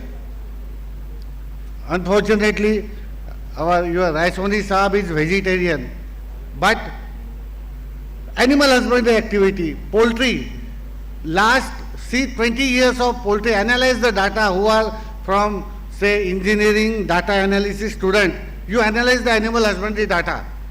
Last 20 years, poultry has grown constantly from 10 to 15% every year without any government support and subsidy. It's a totally private business in the hands of either farmers, growers or the big corporate houses. Why it is growing? Because demand. Why it is flourishing? Previously, 20 years back, our layer used to give per year 120 to 180 eggs in 365 days. Now, almost every day you get 1 egg, or 1.25 day you get 1 egg. This is the development, genetic development. Previously, 20 years back, our chicken become 1 kg or 1.2 kg after 6 weeks. Now your chicken will become 2.5 kg plus in 6 weeks. What is this? This is not because of just feeding the chicken with grains. Yes, feeding plays a role, but genetic modification in terms of growth rate, that is changed. No doubt food has changed, but Israel, a small country where they don't have that much agricultural land, they don't have that much water, what they are doing? They are meat eaters country. They require meat in morning and in the evening. They have started growing the meat in the lab. You cannot rear the animals because of shortage of space. They have started growing meat in the lab. And you get a slab of meat grown in the lab within 3 hours. 3 घंटे में आपको इतना बड़ा meet का टुकड़ा मिलता है जाड़ा. Why to rear than animals? So after 20 years, if I don't have water, I don't have grains, I will grow the meat in the lab by multiplying the cells. So this is the future of any industry. Forget about growing the live cells in the lab. Now there are companies who are manufacturing vegetable-based meat products. This is future. Those who don't want to kill the animals but like to eat Sauji mutton or Sauji chicken, you can get vegetable processed meat product with the same texture like soya nuggets. So this is future. So we have to see, population is not going to reduce drastically. You have to increase our production. You have to increase our new innovative ideas. Then only we can fulfill our requirement. Either it is of agricultural produce, either it is animal produce. Same third thing, what we require to do is, there are so many students, post-harvest losses. I have time now, sir? I have time? 5 minutes? No problem, na? If I speak with the students. Post-harvest losses. If you go to any vegetable market in the morning, where they bring the vegetables from the villages, how much wastage is there? What we are doing with that wastage? Convert it into animal feed. Few people are doing it, but 80% of the feed goes as a fertilizer or waste. Innovation, mind setup, we have to change. If you must have watched a video on YouTube, growing kesar in a container in Pune. Have you heard about this? Kashmir we used when we were in the childhood, we used to get kesar from Kashmir. Now the IIT students growing kesar in a container of metal with all the conditions which are existed in Kashmir inside. सब 8-10 AC लगा दिया, वहाँ पे lighting effect लाया, वहाँ पे दिन भी होता है, वहाँ पे रात भी होती है वो कंटेनर के अंदर, and he is growing kesar, he is exporting that kesar from Pune to other countries. This is innovation. You have to think, what can I do for my country, for myself? N number of opportunities are there, N number of solutions are there. You analyze the data, you look at the picture, and then think, yes, this is the best way to do.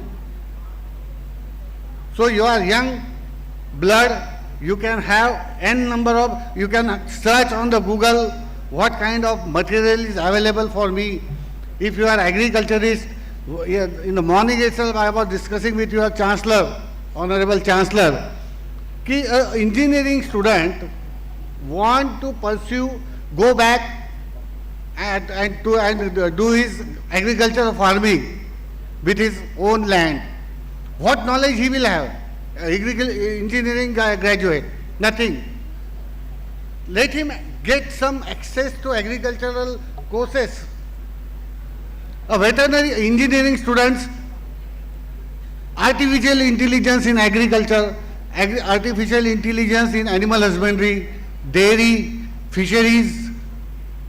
That is the thing which you should look at. What we can do in this field, nobody has touched this field now, till date. Very few interventions has been made in animal husbandry, dairy, fishery. Try to think कि sir इसमें मैं मेरा artificial intelligence कैसा लगा सकता हूँ, even though I am an engineer. I should know my job very well, how to do it. I will give you an example.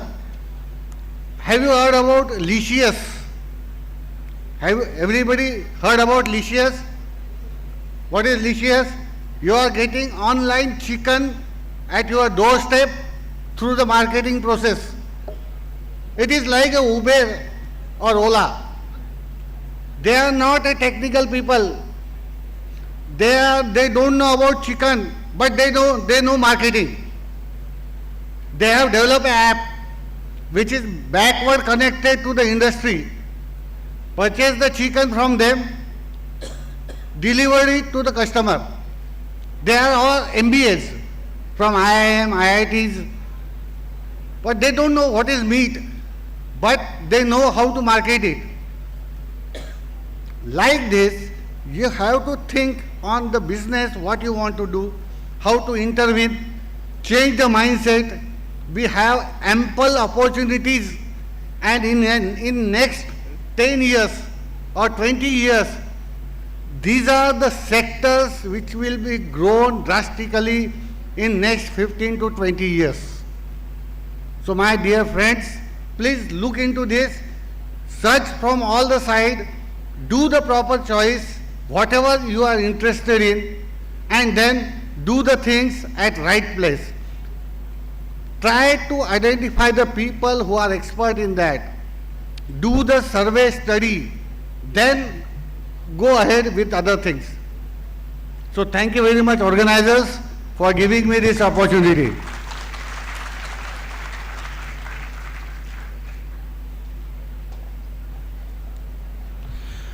I would like to convey my regards to Dr. Ashish Paturkar sir for delivering a brief knowledge about present scenario of agriculture. He asked academicians to be familiar with the new education policy. The students now can have numerous avenues open for learning due to this new education policy. He also generated awareness about recent advancement in fisheries, agroponics, etc. Thank you. Thank you very much, sir. Over to you, ma'am. I request all the participants of oral presentation kindly give your PPTs to Dr. Paresh. He is sitting in front row. Once again, I request all the oral presentation participants to give their PPTs to Dr. Paresh. Yes. Now we are starting again with awards.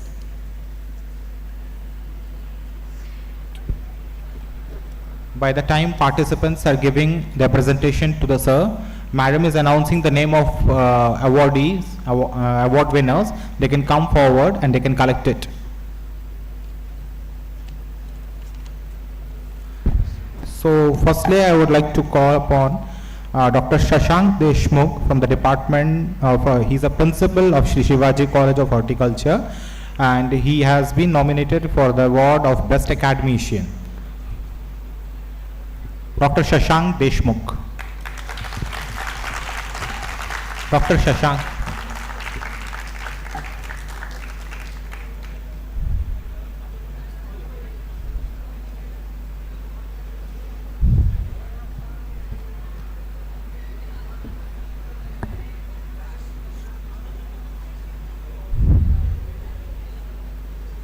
Sir is leading Shri Shivaji College of Horticulture, Amravati as a principal, and he is from the Department of Agricultural Extension Education. We are privileged that he is with us.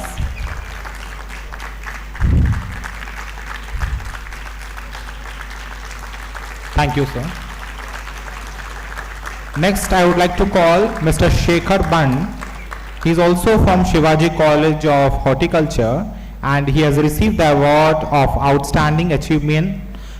He is from the Department of Agrometeorology. Sir, please.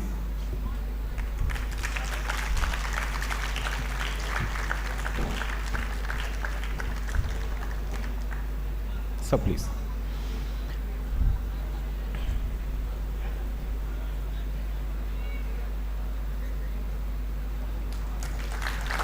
Now I request Dr. Atul Bonde for receiving the award of Excellence in Research. He is from the Department of Soil Science and Agricultural Chemistry. Sir, please.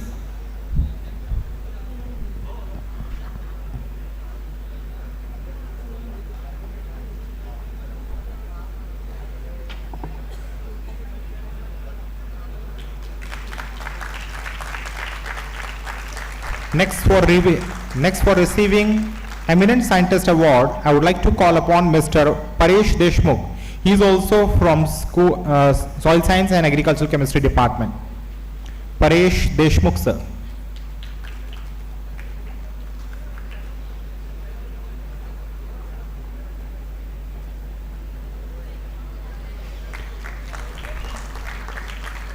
For receiving the award of Young Women Scientist, I would like to call Mrs. Sheetal Chitode. She is from Department of Horticulture.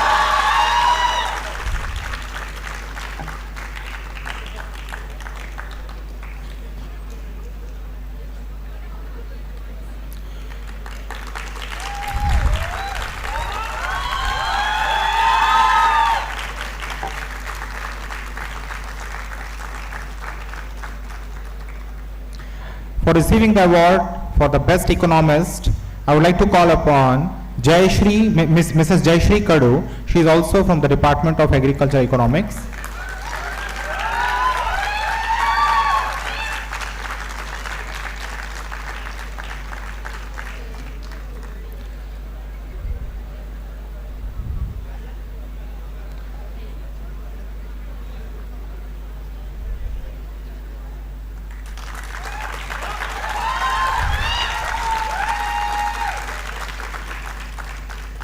Next, from the Department of Horticulture, Mr. Nilesh Futane has received the Award of Excellence in Teaching. Mr. Nilesh Futane. Okay. Next, I would like to call upon Mrs. Kalpana Patil for receiving the Award of Eminent Research. She is from the Department of Entomology. Madam, please.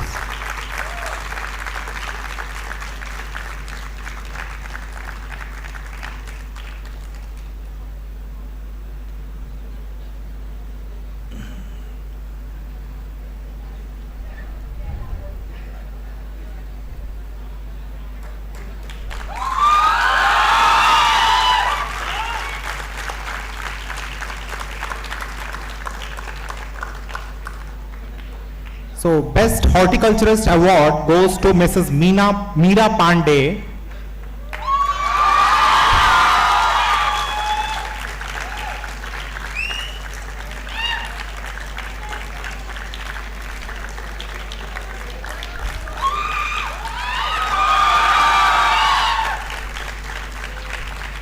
We can understand the love and affection of students towards teacher.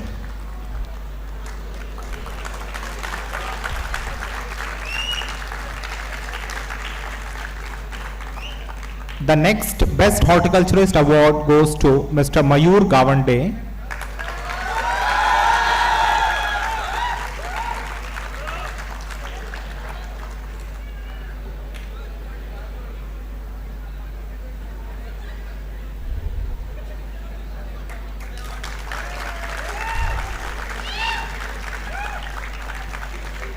Best Researcher Award in Genetics and Plant Breeding goes to Mr. Gaurav Thakre. He is also from Sri Shivaji College of Horticulture, Amravati. Next, Mr. Harish Farkade, he is called for Plant Pathologist Award.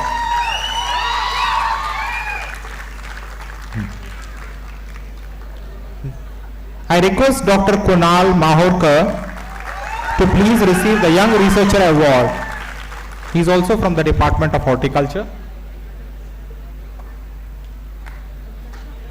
And last but not the least, I request Mrs. Anju Dhiraj Naidu, the Dean Industry Institute of Interface Cell, to receive the award of Best Teacher. She is from GH Raisoni University itself. Anju madam, please.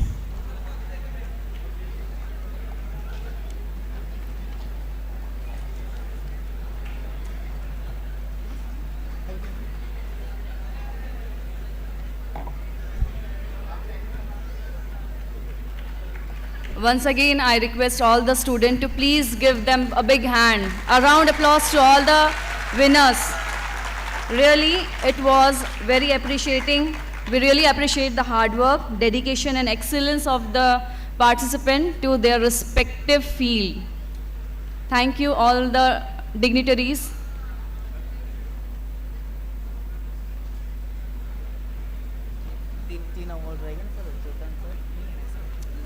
बोल दो ना आप। पहले ले लिए थे। नहीं बोल दो। Chetan sir, Subhashit sir. Soon we are having online session from directly from Philippines. She will connect us soon.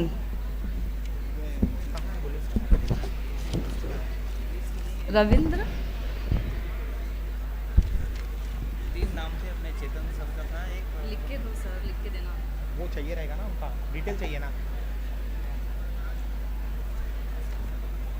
Sequence दीजिए, ओरल प्रेजेंटेशन होगा, ओरल प्रेजेंटेशन का सीक्वेंस। नहीं है ना, लिख के नहीं ले गए लिस्ट को। अरे यार चिट्ठी दी थी ना पहले ही। नहीं पहले उसको उठा के ले गए ना। कब का ले गए? यहाँ एक ही लिस्ट है।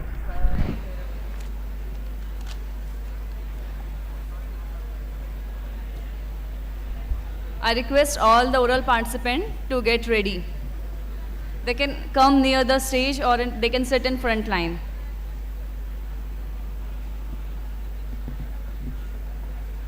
So the sequence will be Dr. P. Santosh, Dr. A.R. Pimple, Dr. P.S. Dharpal, Sangeeta Fatke, Dr. A.S. Gomse sir, Dr. H.A. Katre and Dr. Aniket A. Patil. All are requested to please be ready for oral presentation.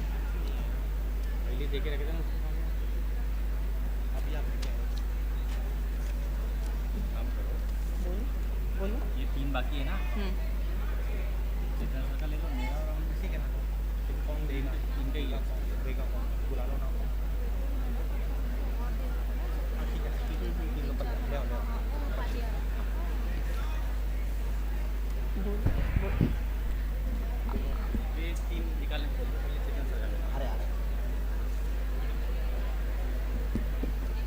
किसके हाथ?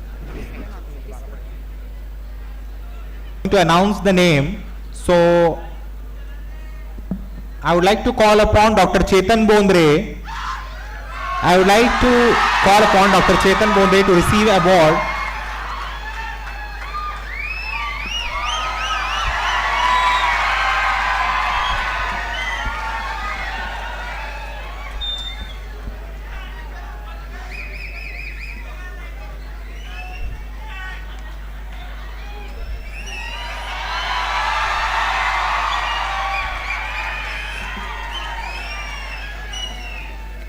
Dr. Chetan Bondre is receiving the award for excellence in research.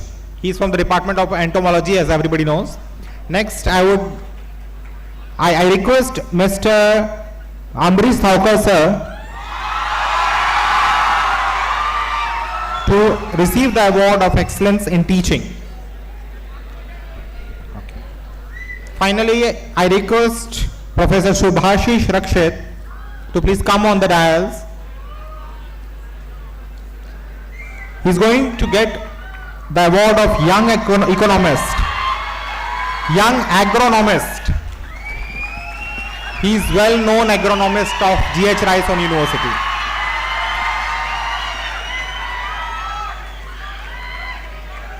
So Thaukar sir is with us.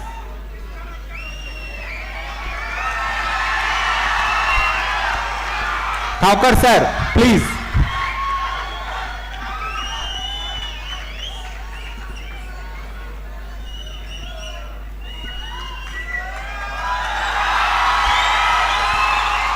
He is receiving the award of excellence in teaching.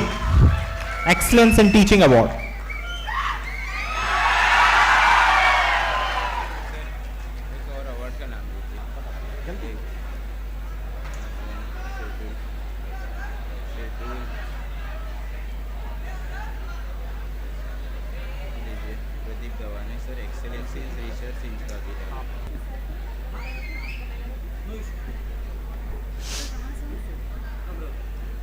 Shivaji college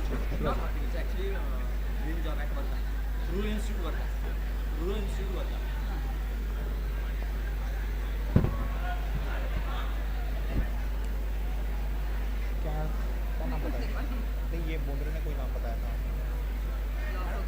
Chetan sir, Chetan sir.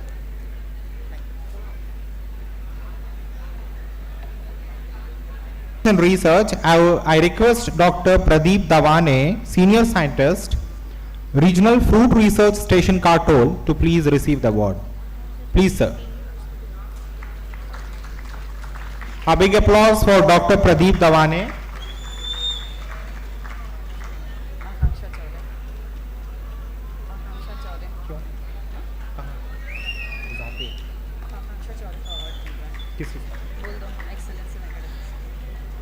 Next award goes to Akanksha Chaure. Akanksha Chaure.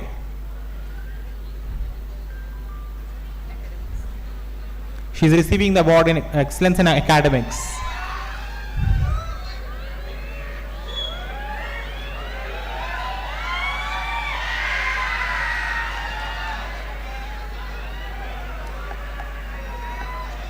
Okay.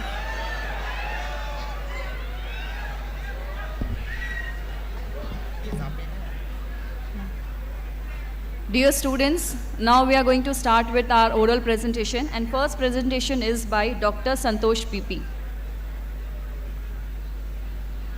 He is the first participant in oral presentation.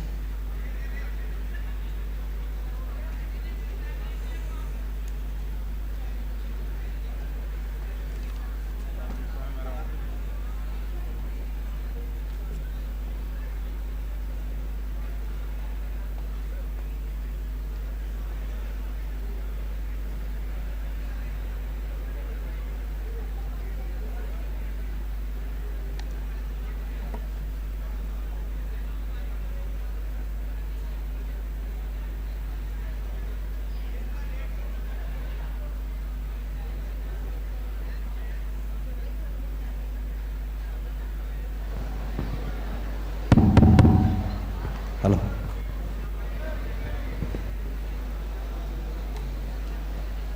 Madam, start.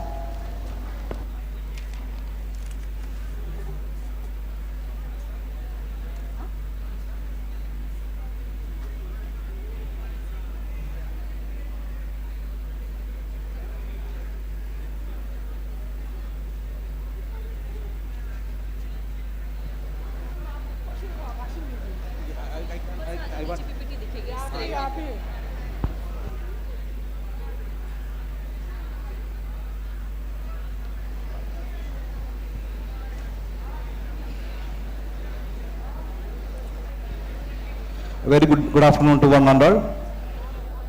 Myself Santosh PP, Assistant Professor, Department of Zoology, Sri Krishna College, Guruvayur, Kerala.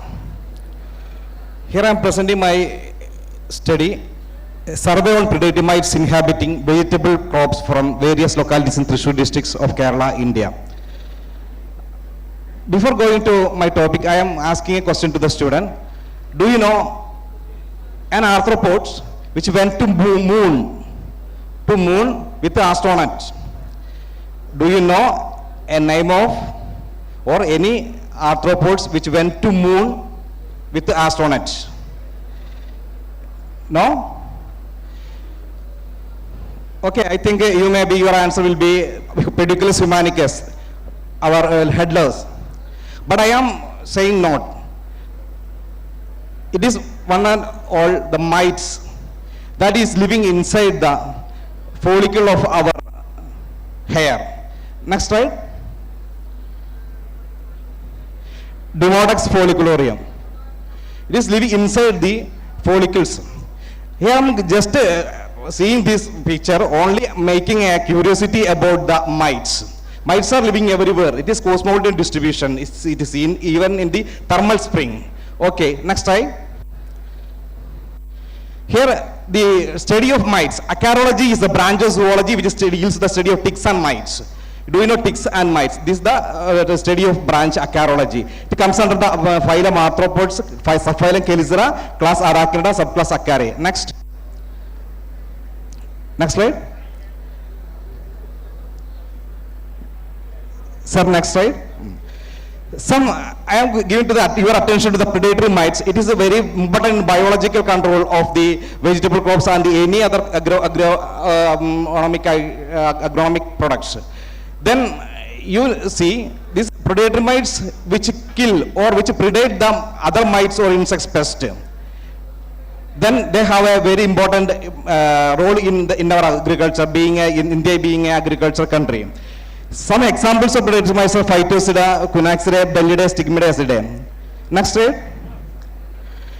Here you can see the mites on my left side, that is the predatory mites, and right side is the pest mites. These predatory mites which kill or predates the pest mites. Next. This is a photograph of western predatory mites attacking European red mites. Next. My study I put forward by this type of objectives to identify species type of carrion predators inhabiting vegetable crops in Thrissur district, to understand the plant host specificity, to identify the phytophagous mites fauna associated with predatory mites. Next. These are the collection sites. I directly take the collection from the field itself in a polythene cover. Next. This survey conducted inhabited vegetable crops of central Kerala, Thrissur district during August 22 December 2022. Here I got 11 genera and 5 families of predatory mites from 14 vegetable species. Okay, in which one species of family Chelidhae was reported new to science. Next. Here the photograph of predatory mites which inhabiting in the vegetable crops. Next. This is the photograph of the microscope photograph, how to identify predatory mites. Next. Here I got a family Phytosidae. Phytosidae is a very large group of predatory mites. Next. From predatory mites, Phytosidae, I got 10 or 11 predatory mites from different vegetable crops: Neosilus, Paraphytosis, Typhlomis, etc. from Cucurbita, Carica papaya, Pines sativa, etc. Next. Then Amblyopsis, UCS, Phytosius, etc. from Amaranthus and other Cucurbita families. Okay. Next. This is another family, Bladysosidae. I got this family from the as a predatory mites. Next. There are Laciosis, Glomerulus, Laciofersis, etc. from capsicum, Cucurbita, etc. Next. This is another family, Cunaxidae, which also inhabiting as a predatory mites in vegetable crops. Next. This is the genus Cunaxa. Next. This is a Cunaxa vermicelli. It is taken from Beninska Cucurbita maxima. Next. Another Della distincta from Dellidae family, capsicum, from capsicum. Next. This is a Dellidae I got from the chili plants. Next. Another family, Chelidhae. It is a new species I got from the next. Solanum family host plants. It is inhabiting in the Solanum family, and then it predating the Titanicus utricae, that is a red spider mite. It is a new species I have identified and going to publish. Okay. Next. This is a photograph of Hemichelidhae sp now, and I am now taking its another preparation for publication. Next. In this survey, I got Phytosid mites are more, and then into the followed by Chelidhae, Bladysosidae, Cunaxidae, Dellidae, etc. Next. In the survey, a total of 20 species of predatory mites were recovered from Thrissur district, in which one species were new to science. Okay. Next. Through mass multiplication method, we can use this variety as a potential biological control agents, commercial scales for controlling insect pest of variety crops. Next. Okay, this is practicing in our, not in our country, but in foreign countries. They are selling this predatory mites for controlling pest. Okay. Next. This is a practice. Predatory mites are applied from shaker to provided by the commercial supplier. Okay. Next. Next. Thank you all. This is a bits of presentation for identify or knowing about the mites. I think it is a minute organism, microscopic organism. Nobody knows about the mites' role in controlling insect pest. So I am giving a awareness about the mites. Okay.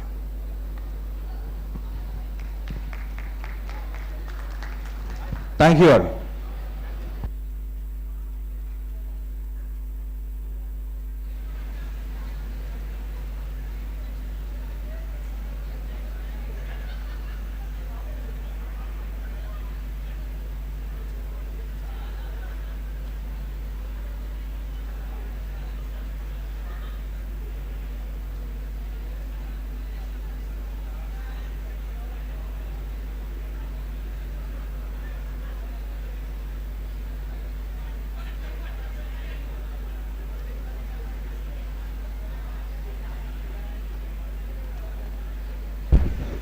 Thank you so much for your wonderful performance, sir.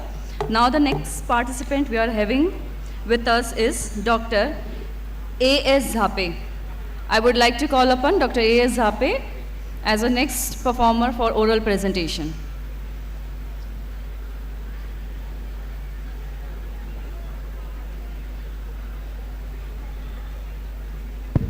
After this, I request Dr. A.R. Pimple sir to please get ready.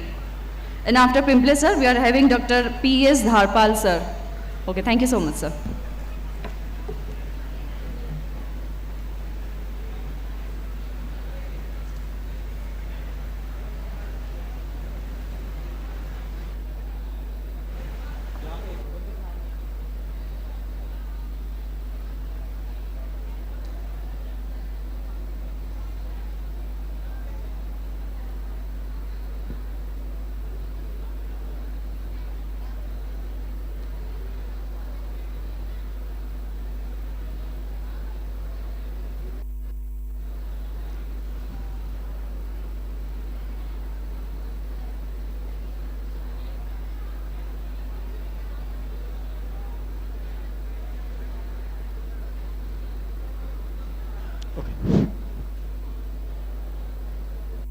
All the dignitaries and my dear students. Myself, Dr. Zape. I am going to present my research article on biological agents, a major tool for soybean root rot management. As we know, we in Vidarbha as well as in MP, soybean is a major crop, and nowadays what happened, because of the monoculturing, there is a severe problem we observed in a soybean field, that is the root rot complex. So behind the root rot complex, next slide please. Behind the root rot complex, there are some soil-borne pathogens are responsible, particularly Rhizoctonia solani, Sclerotium rausi, Macropomina, then after Fusarium solani. So these soil-borne pathogens are responsible for these root rot complex in the soybean.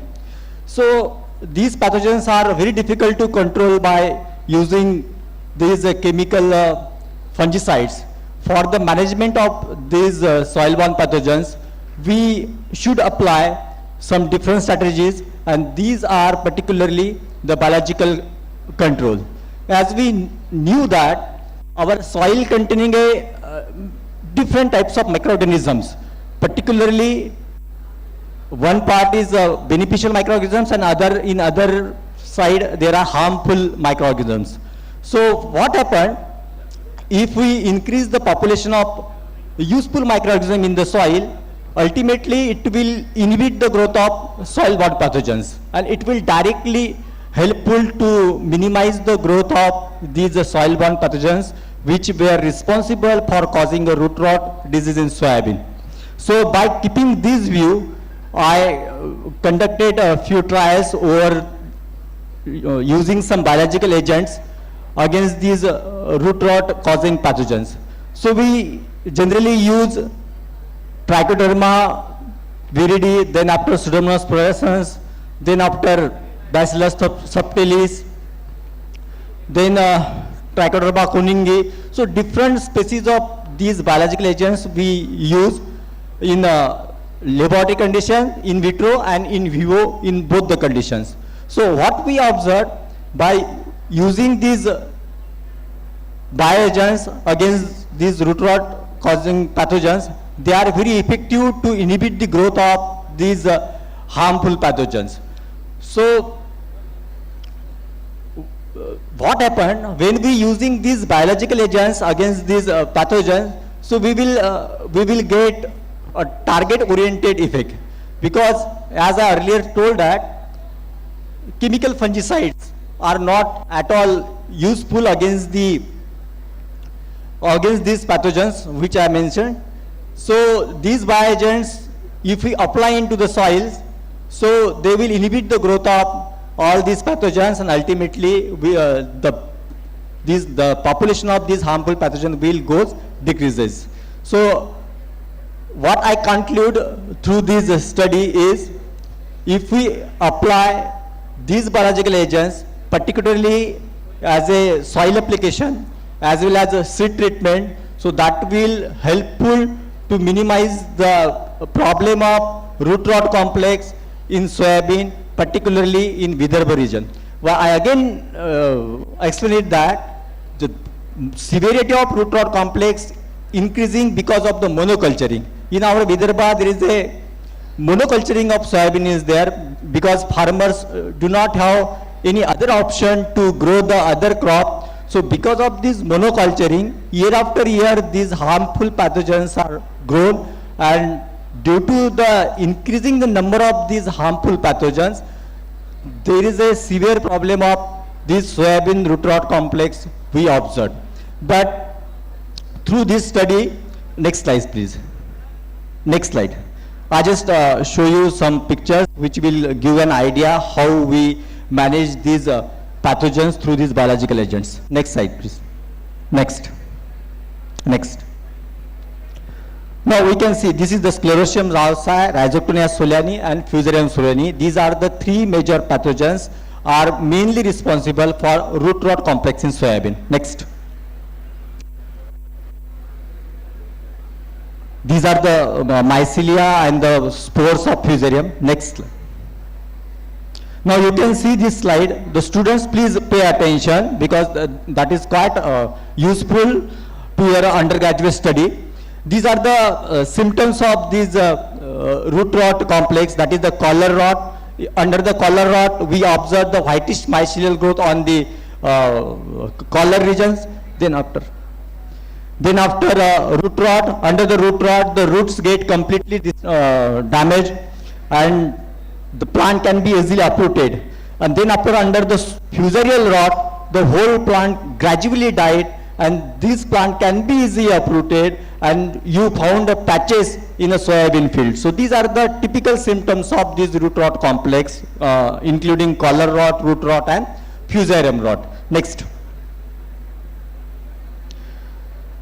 So I actually earlier told that what is the biological control. Biological control means application of bioagents, particularly the antagonistic fungi and bacteria which inhibit the growth of harmful pathogens. So that is the simply application of these useful pathogen in soil or treating the seeds.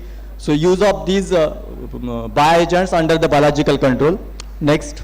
Next slide please. Next one. Next. Next. Next. Next. Next. Please go ahead, please. Next. Next.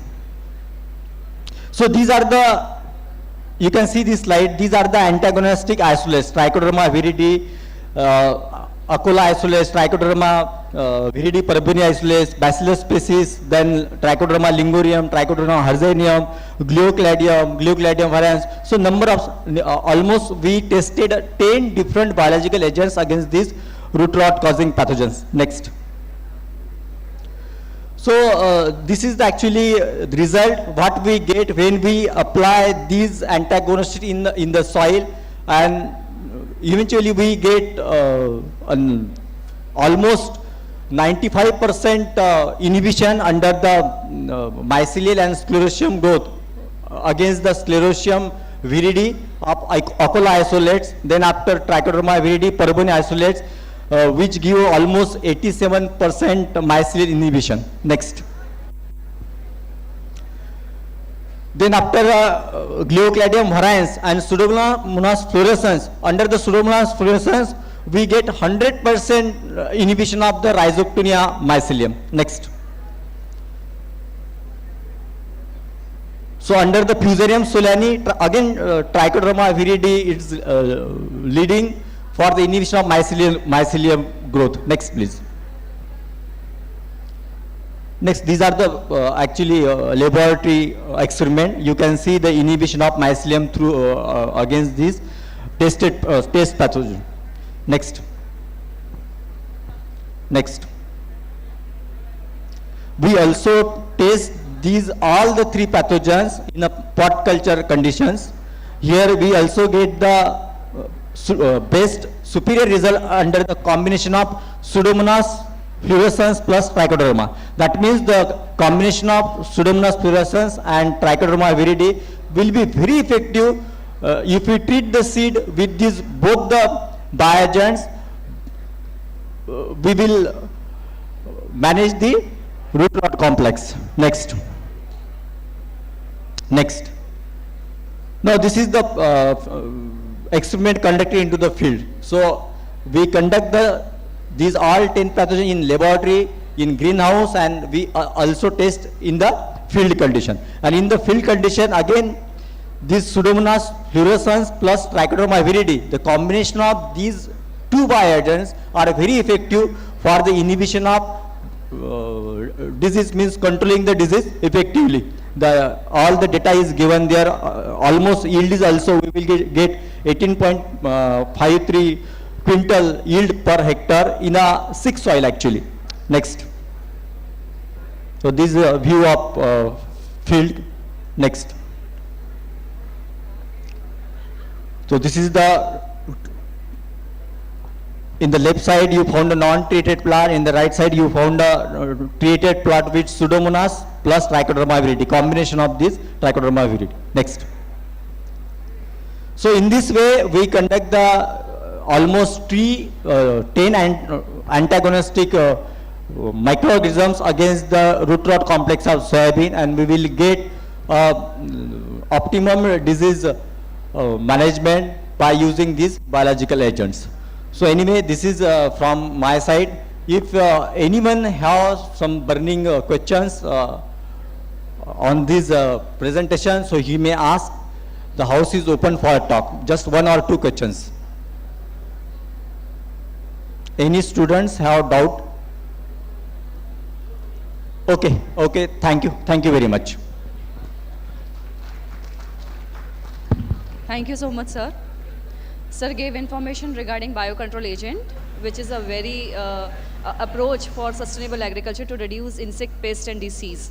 So our next participant we are having is Dr. A.R. Pimple, sir. I request Dr. A.R. Pimple, sir, to please come on the stage.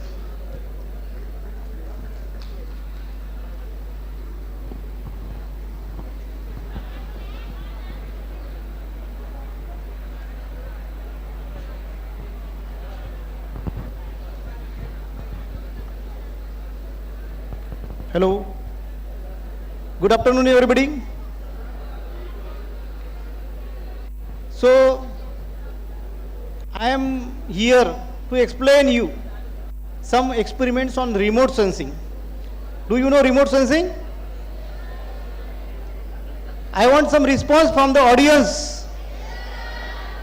So, if I ask you to take my photo, you can take photo. But if I ask you to take photograph of Nagpur, can you take? How it can be taken? By drone, some more area can be covered. But if I have asked you to take the photograph of total Nagpur district, how it can be taken? It is possible. It is possible by remote sensing satellite. So remote sensing satellite do the work of the taking photograph, that is called as bird's eye view. bird's eye view. So they have different resolutions. Suppose 50-meter resolutions. So we can see in the photograph the objects which are up to 50-meter width. So we have to apply this remote sensing in the field of agriculture, and that too agricultural engineering. So you all know what is required for growing the crops. Crops grow करण्यासाठी काय काय पाहिजे असते? Hello? Water पाहिजे, water is required. Yes?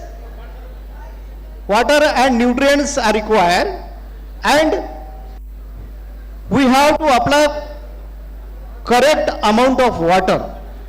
As already we have been told, there is scarcity of water.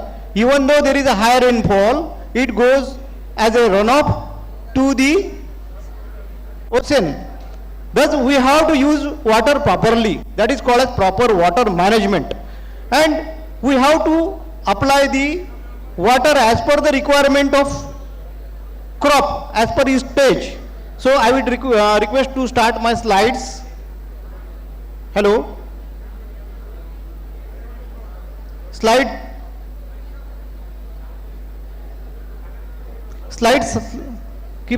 please start the slides.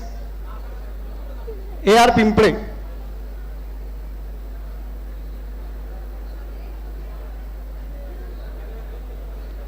So the topic is establishment of relationship between crop coefficient and vegetation indices of wheat using remote sensing and GIS, that is Geological Information System.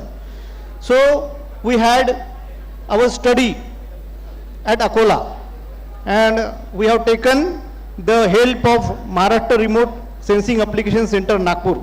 These are the scientists involved in the research work. Next. So how much water is required for the plant? We normally do not take the scientific base. The farmers apply when they saw some dry soil and then apply water, and they are using flood irrigation, and the flood irrigation causes lot of waste. So we have to give very efficiently the water. So how much water is required? In FAO 24 it has been given ETC is equal to KC into ETO, that is reference evapotranspiration. We have to first calculate, that is based on the local weather conditions, and crop coefficients we have to multiply by KC. Thus ETC means crop water requirement is equal to KC into ATO. This KC is to be taken from the tables which is given in FAO 24. But suppose now there is a cotton crop in one field is sown in the month of June, in another field it is sown in the month of July. So they are different. So in order to have differentiate between the water requirements, we have to use the spatial crop coefficients, and therefore we have taken this study determination of. Next. So there is field to field variation, and VI based approach can be used for crop identification and acreage estimation. Spatial water demands can be evaluated, and thus if we use remote sensing in agriculture, so in one field what is the age and how is the crop, in another field what is the age, how is the crop, we can directly determine. And these photographs means images are also obtained in every 5 days. So these are very useful. So if you use crop coefficient in terms of vegetation indices, that will be useful. And for automation, everyone is automation. We want now everything to be automated. When plant require water, it should be started watering. And when they fulfill the water requirement, it should be stopped automatically. Thus, here, if we use remote sensing, that will determine KC, and ETO, that is reference evapotranspiration, is obtained from the automatic weather stations. Next. So these are the objectives to develop temporal spectral profile for wheat. Means how the wheat grows as the day passes. Identification and estimation of wheat acreages using remote sensing. In total Maharashtra, if we take one image, then from that we can determine what is the acreage, what is the on how much area there is wheat, or there is another cotton, soybean, likewise. Then to develop relationship between vegetation indices and crop coefficients, that is modeling and identify based VI, and mapping of crop evapotranspiration. Next. So study was taken in Akola district, and these it shows the map of Akola district. Next. So what I have told you, that is the images. Images means photographs taken by the satellites. In Akola looks like this. Suppose during the period of growth of the wheat is taken from November to April. So 11 images were taken for the study. So first image is 2nd November, then 17 November, then 2 December, 17 December, 1 January, 16 January. Next. Then 5 February, 20 February, 2 March, 12 March, and I think 12 April should be there. The 11 images were taken. And if we study whatever is the green, there are shades of the colors, they indicate different crops. Next.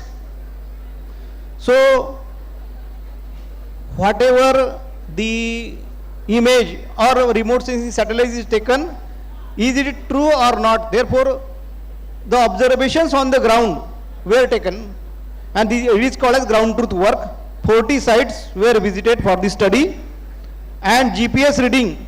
Are you using GPS? Are you using Google Map?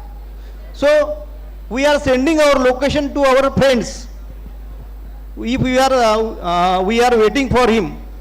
So GPS locations of the study, places of study were taken, and photographs were taken. Next. So this crop is wheat crop. Suppose near Akola in Shivni, if it is wheat crop is taken, we go in the field. What is the stage of the crop?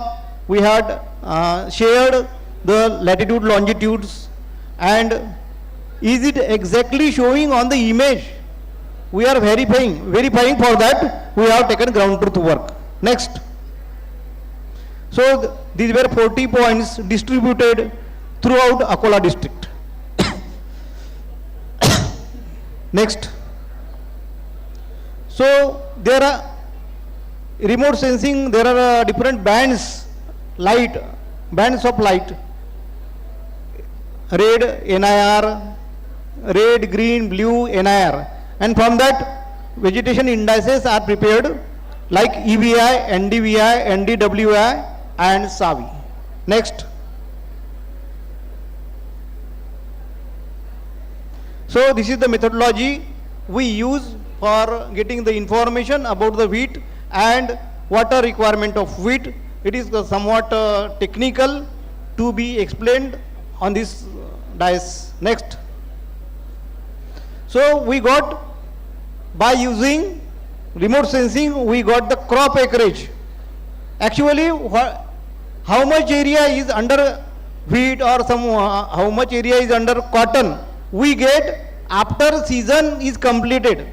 But if we are using remote sensing, we directly get within the, before the harvest of the crop, how much area is there and what is the expected yields from the given area.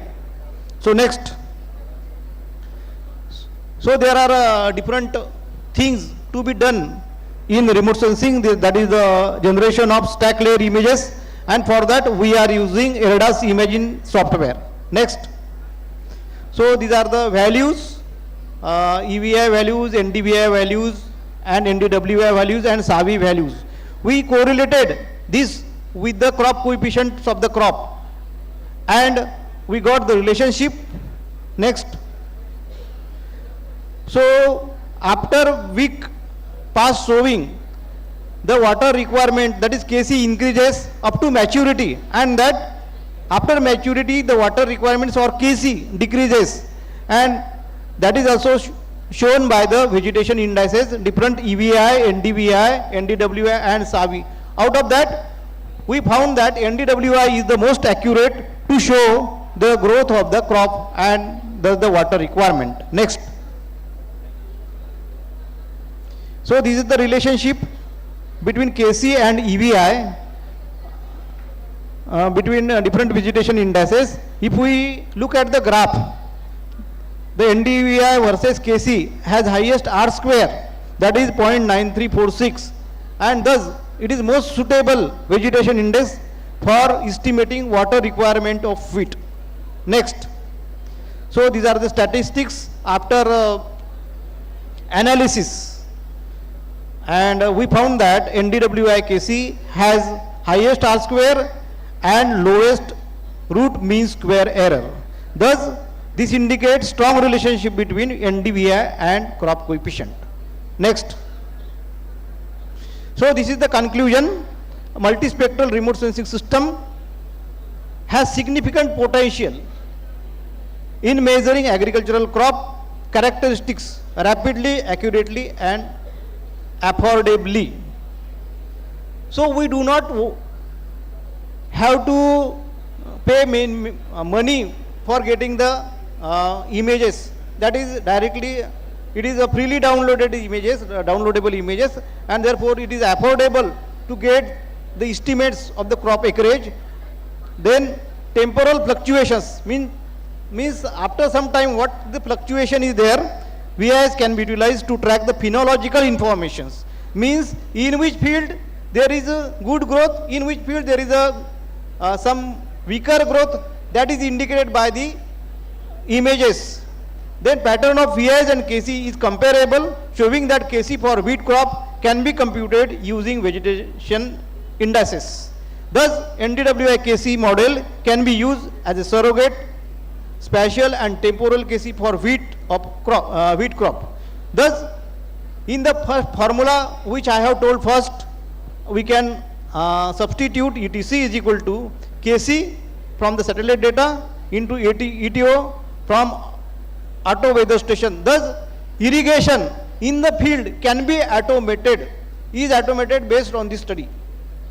Just we have to take the data from the images and data from auto weather stations. Thus when water requirement is complete, motor will start, and after getting sufficient water it will stop. So next. So whatever you are seeing on this slide is a please show the thank you slide. Thank you slide. So whatever is shown here, it is a image of Sentinel-2A data. It is satellite image. There is some line river is showing on the red, and there are blue patches, and the water is showing, blue is the water storage. So we must be eager about this technology and develop your interest in remote sensing and GIS. Thank you.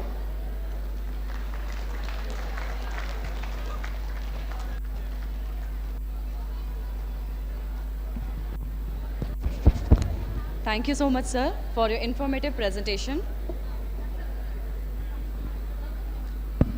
Now I request Dr. P.S. Dharpal, sir. Sir, we'll take couple of minutes to start.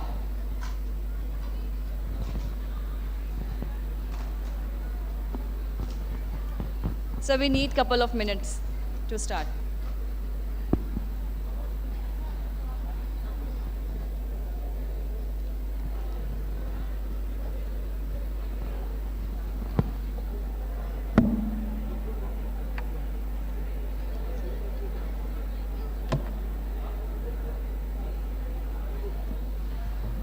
After 2 to 3 oral presentation, we are starting with cultural activities. So all students are requested to be seated. Soon we are going to start with cultural activities.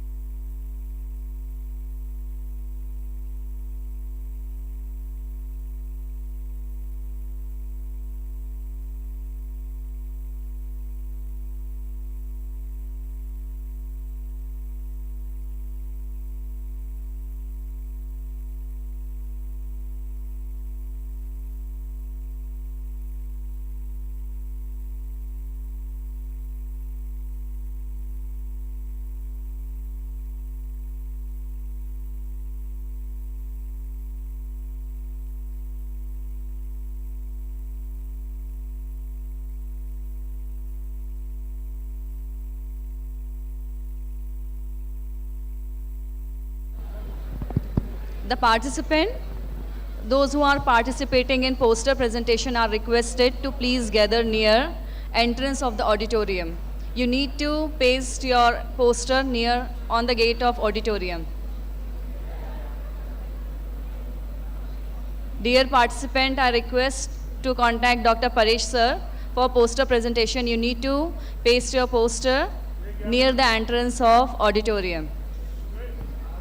And it is requested to all the participants to please bound to the time for oral presentation. Once again, I request all the participants who are participating in oral presentation, please, there is a time limit. We are having only 5 minutes for each. Please stick to the time.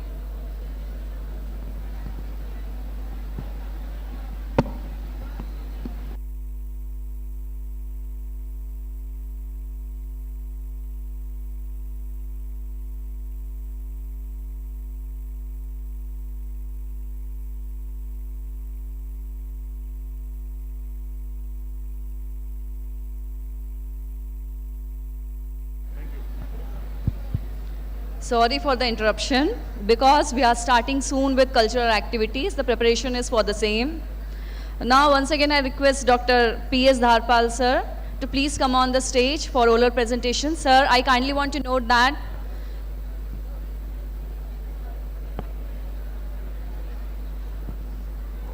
sir, we are having time limitation of only 5 minutes, sir. So we are having only 5 minutes for each participant. Thank you so much, sir. It's over to you.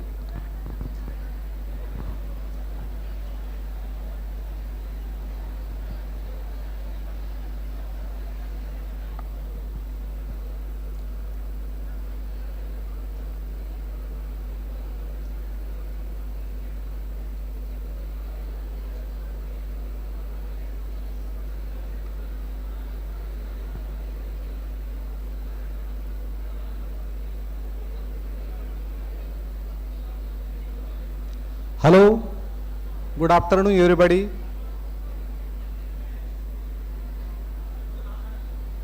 Myself Dr. P.S. Dharpal from Rural Institute Pipri Wardha, And in this technical session, I would like to present my paper having title Impact of Dairy Business on Socio-Economic Level of Society. Impact on socio-economic level of society by dairy entrepreneurship. So please keep silence. I will take only, as per the rule of the technical session, only 5 minutes. So first of all, next, you know, as a part of introduction of this paper, agriculture provides 70% of the population, whereas it contributes only 1/5 of the national income. At the same time, land, whatever available for the cultivation of the different crops, it is available 139.4 hectares, and per capita land available is only 0.12 hectare. Now it is the burning question how to survive by the farmer in this current situation. At the same time, it is need to search or to try any of the agro-based enterprises for the survival and maintenance of minimum standard of living by each and every farmer. So whatever the different venture of the agro-based entrepreneurship or the agro-based venture, so dairy is one of the most important venture by which farmer at the same time in agriculture and along with the dairy, he can maintain at least minimum standard of living. Fact is that, next,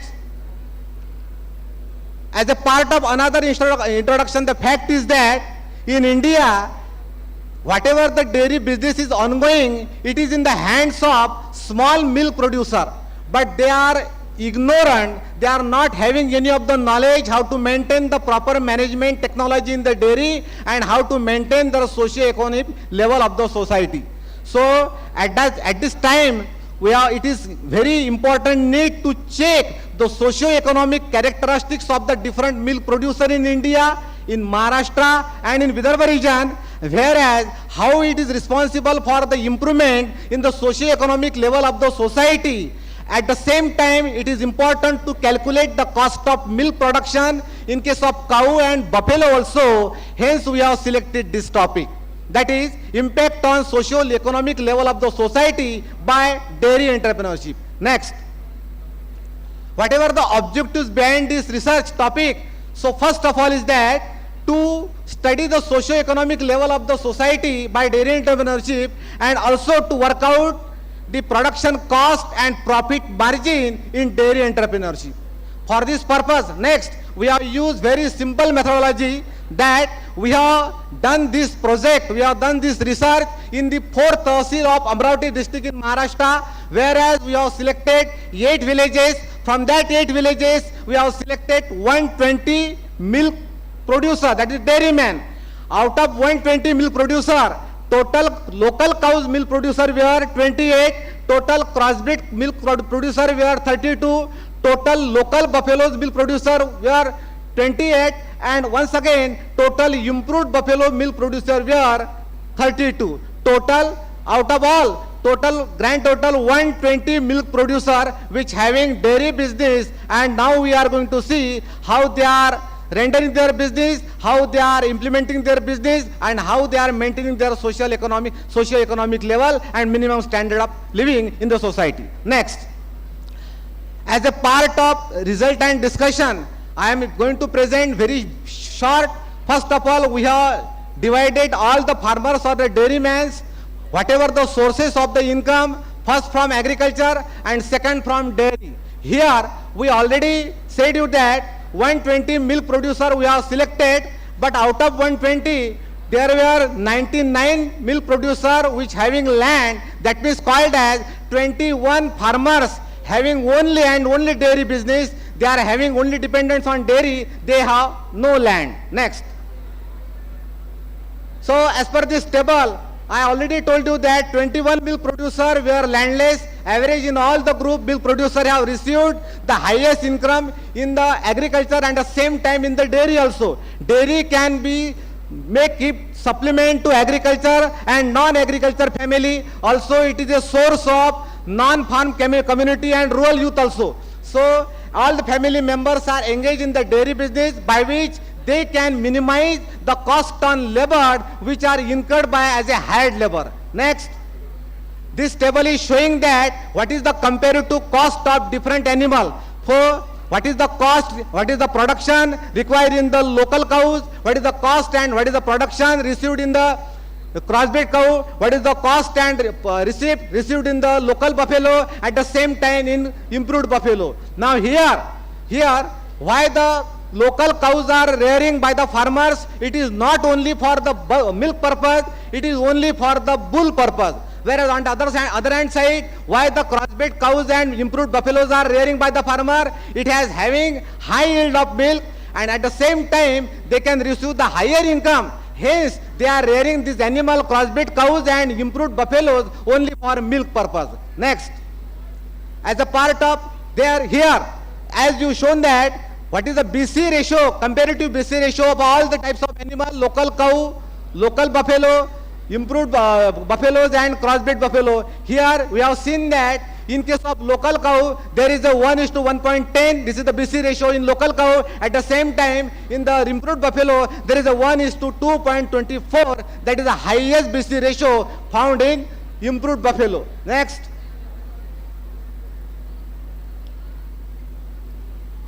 Next.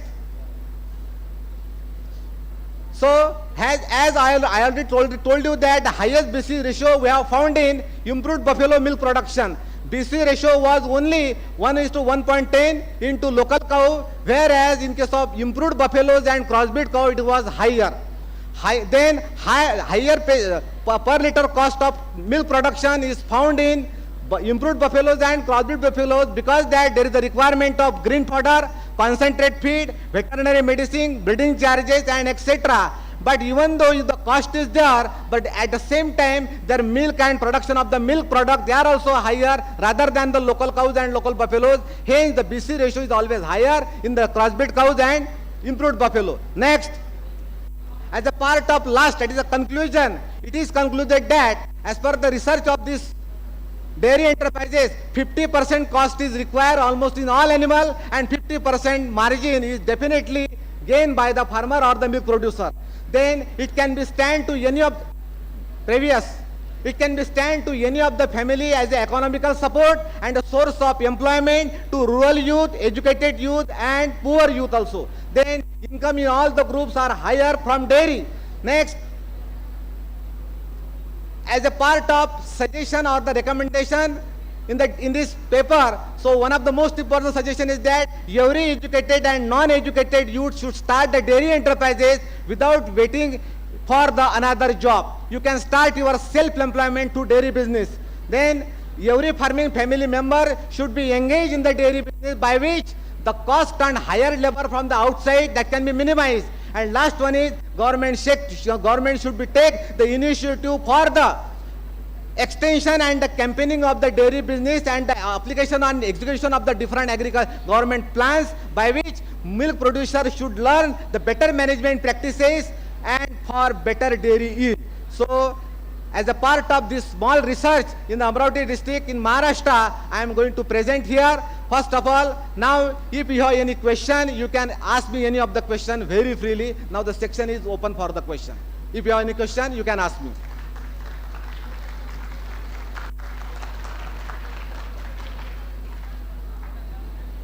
No question? Thank you very much. Thank you so much, sir. It was a really nice presentation. Now I would like to invite Sangeeta Phatak madam. Once again, I would like to tell, please bound to time. We are having only 5 minutes. After this, we are having. After this, I request Gomase sir to please get ready. Thank you, sir. And Aniket Patil sir too. I request Aniket Patil sir to please get ready. Thank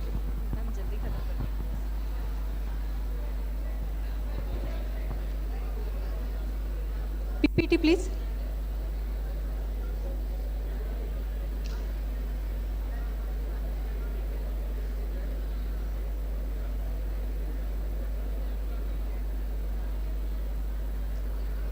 Good afternoon, myself Sangeeta Phatak. Here I am presenting my research work on safflower heterosis and its combining ability in relation to seed yield and its contributing characters. PPT please. Next. Safflower. Safflower having botanical name Carthamas tinctorius belongs to family Asteraceae and commonly known as a kusum, having chromosome number 2n is equal to 24. And this study state that the present status and the future prospect of heterosis breeding of safflower in India. Heterosis breeding in safflower is very difficult due to safflower crop CMS line, development of CMS line is very difficult. So because safflower belong to the often cross pollinated, means self pollination is very nearer or mostly happen in safflower crops. So CMS line development is very difficult due to presence of dominant gene in that crop. In safflower, genetic as well as cytoplasmic male sterility systems are harassed for the development of hybrid cultivars. The suitable choice of parent based on their combining ability effect is a crucial for the breeding studies. If we got the CMS line, but each and every germplasm or restorer line we do not obtain from CMS line. However, the male sterility system used for the development of safflower hybrids in India is the GMS base. And CMS system is the final stage of the evolution. Why we not go for the GMS? Because we obtain 50% sterile plant and 50% fertile plant. So we go for CMS line in especially safflower crop or in any hybrid development program. Next. I already told that the botanical classification of that. In origin, according to Vavelio, center of origin is India, Afghanistan, Ethiopia. If we see the seed of each and every of safflower crop, then we got the 48% hull percent and 52 kernel percent among whole seed of safflower.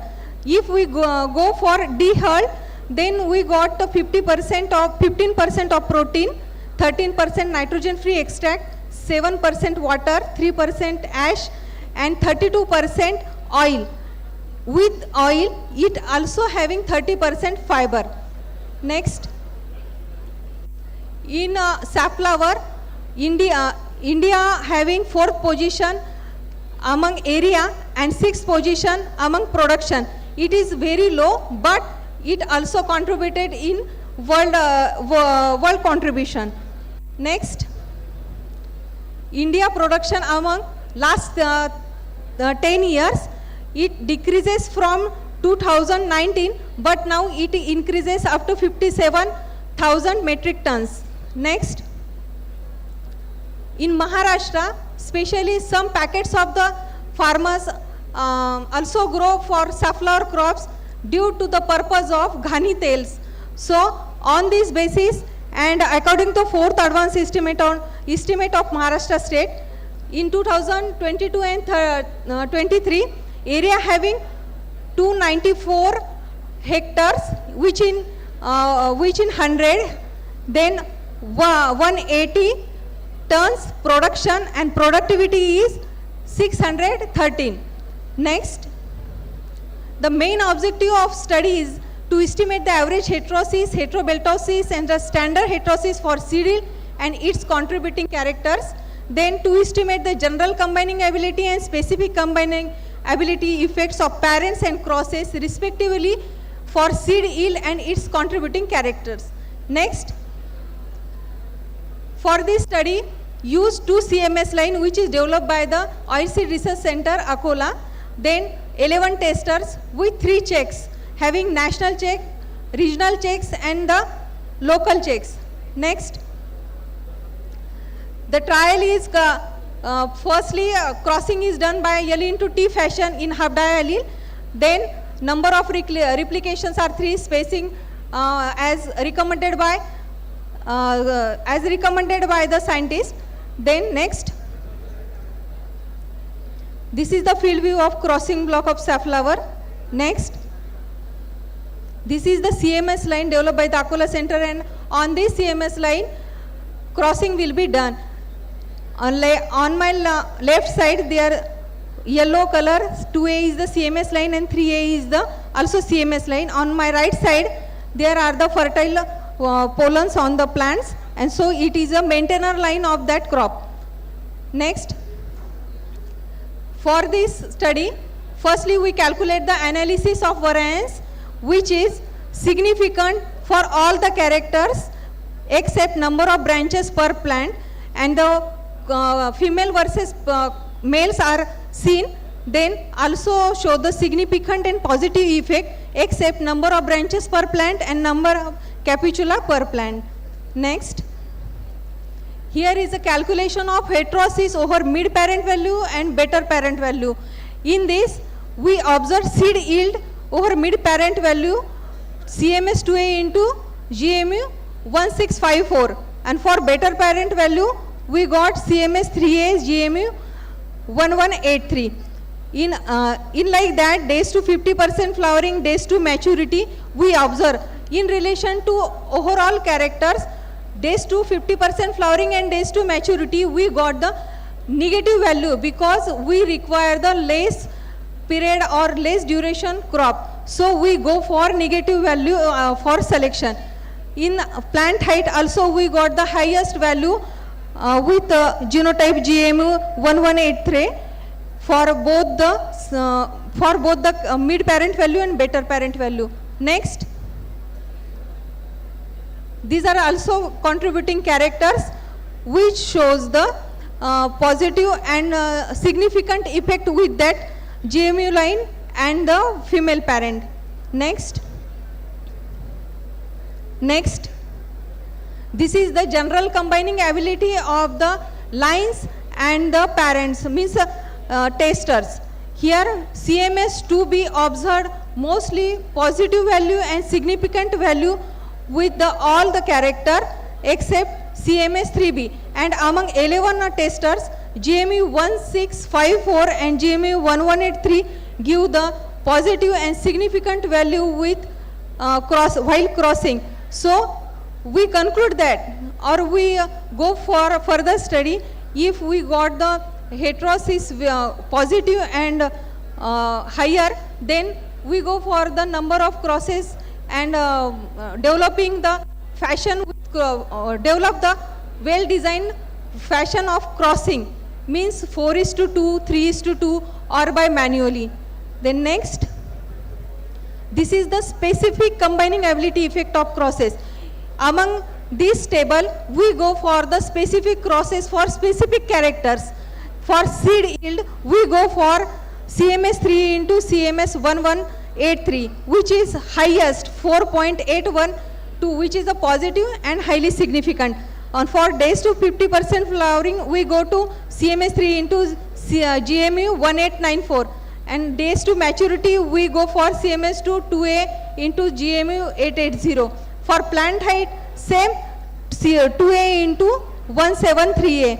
And for plant height, these are the specific combining ability effect shows the specific characters. Next, among all these study, we concluded that among 22 hybrids, AKCMS2 and GMU 1654 having 86.6 gram per plant, and the AKCMS3 into GMU 1654 having 82.5 gram per plant weight, which is highest among 2A and 3A line.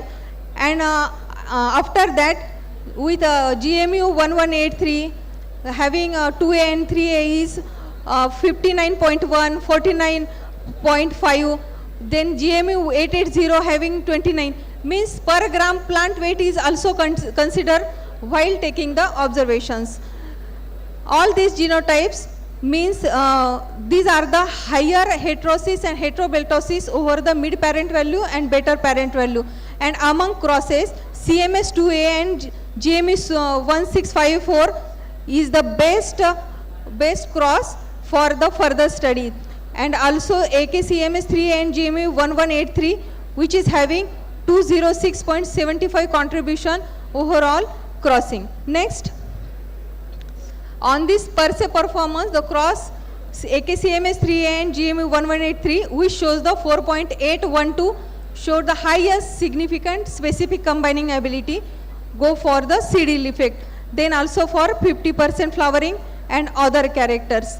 Then next, on this, all these conclusions, we go for the implications that among testers, GMU 1654, GMU 1183 and line AKCMS 2A is the best general combiner for the most of the yield contributing characters. And the for specific combining ability, I already told that AKCMS 3 into GMU 1183 having 4.812 seed yield effect.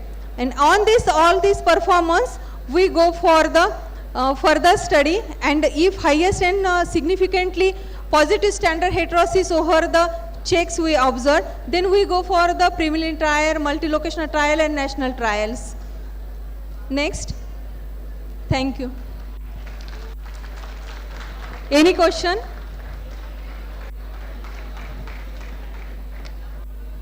Thank you so much, ma'am.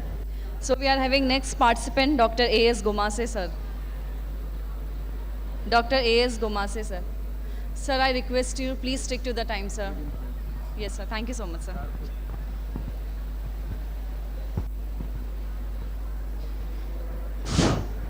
Please, PPT. Respected student and all our dignitaries, my topic of presentation is aspiration and retention of rural youth in agriculture. So many technology developed by various departments, plant pathology, engineering, and lots of departments. But the major problem is seen that at village level, those are youth in the category of 14 to 29 age. They are migrated from village, rural to urban area. This is the major problem. So we have taken this problem. Next. This is the introduction. Near about India is the youthful country at presently because of highest population of youth in the India. Next. We have seen that this report, as per census, youth population near about 2001 is 350 millions and 2011 is 430 millions and 2023 is 644 millions is projected. But we have seen that 65% of the youth residents in the rural area, but due to non-availability of opportunity or they as like various facility in villages, they migrated from village to our urban area. The majority of the farmers, they think that my son is not in the agriculture. They become engineer, they become doctor, but they don't think that my farmer become a farmer. So that we need, as a policy maker as presently, to think about rural youth and plan the sustainable retention measures in the rural area. Next.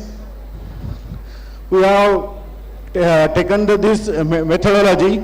We have local of study Yavatmal and Nagpur district of the Amravati division and Nagpur division, total 16 tahsils from Yavatmal district and 13 tahsils from Nagpur district. We have selected 3 talukas from each district and 5 villages from each tahsils. Next. We have selected 15 variable is independent character and 2 dependent variable aspiration and retention. We have selected a 2 districts, 6 tahsil, 30 villages and 300 respondent. Next. We have seen the picture. We are actually contacted to each village and youth between the age of 14 to 29 age. We have taken the responses, what they need for retention in the villages. We have recorded all videos and photos in the all 30 villages. Next. As a last result, the overall aspiration level is found as medium, and as per the retention level also found is the medium level of the retention. Next. We have taken a correlation with aspiration and retention of rural youth. Only marital status and family size will be found to the non-significant with the aspiration and retention of the rural youth. Next. We have taken a step down regression. Out of 15 variable, we have calculated which variable is mostly significantly contributed in the retention of the rural youth in the villages. The education, annual income, social participation, and social sources of information and farming experience are found to be 5 variables are very significant with the aspiration of the rural youth in agriculture. Next. Same will be calculated for the retention, the education, annual income, farming experience, economic motivation, and family accommodation and training received are found to be significant contributed to the retention of rural youth in agriculture. Next.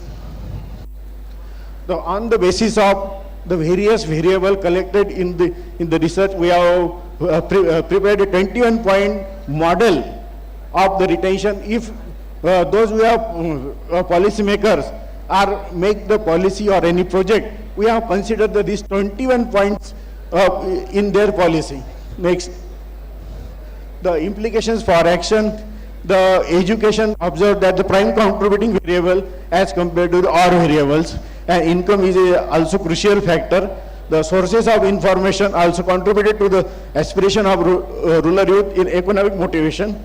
The prime challenges to stakeholder, how to retain the rural youth in agriculture. The prescriptive model of multidisciplinary focusing on the possible ways and means of retaining rural youth in agriculture and providing them handhold support in the stay in agriculture. The 21 point consists of 21 indicators and 77 sub-indicators considered for computation of retention index. Okay, thank you. Next. Any question? Thank you. Thank you so much, sir. I request Mr. Aniket Patil to please come on the stage. Next, I request Dr. H.A. Katre, sir, to please get ready after this.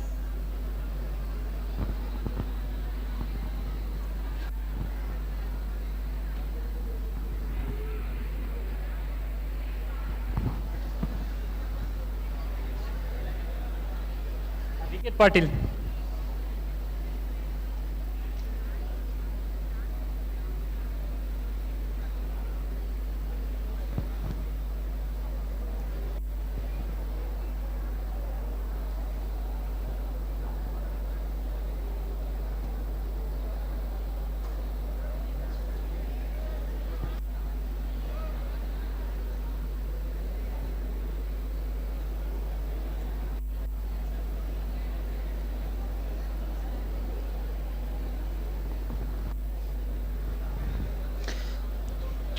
Good evening all the respected faculties.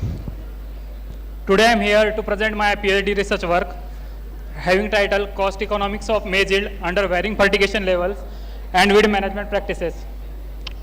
So let's start. The research work is conducted on next slide. Before starting the actual presentation, I would like to introduce myself. My name is Aniket Ambadasarao Patil. And the research work is conducted under the guidance of Advisory Committee, Dr. J.P. Deshmukh, Dr. A.N. Paslawar, and Dr. V.V. Gaud. Next slide. As my research title is Cost Economics of Maize Yield under Varied Fertigation Levels and Weed Management Practices, I would like to introduce about the global maize scenario, that is area production and productivity, about 2022. That is 193 million hectare in area. It is produced with the productivity of 5.75 tons per hectare. I would like to, next slide. The slide clearly indicates that the maize scenario from 1952 to 2019, the graph clearly indicates that there is increment in the productivity since the adoption of the advanced technologies as well as the consideration of maize as a useful feed for all the livestock. Next slide. The maize production scenario of 2020 clearly indicates that the maximum area is under Madhya Pradesh, followed by Karnataka, followed by Maharashtra. Next slide. The given research was conducted as most of the farmers suffering from the labor scarcity issue. So we are planned some fertigation levels in main plot treatments And by considering, by reducing the hand weeding treatment, we can use the weed management practices like herbicide, followed by pre-emergence, followed by post-emergence, with considering the cost economics. Next slide. The experiment details clearly shows that the experiment consisted under the split plot design with the number of reflections 3, total treatments 20, and total plots are 60, gross size 12 by 3.6 and 11.4 by 3.4. Kharif 2021. Next slide. In case of the main plot treatments, there are 4 fertigation levels, that is from 100% to 125%. And in case of subplot treatments, there are 5 weed management practices.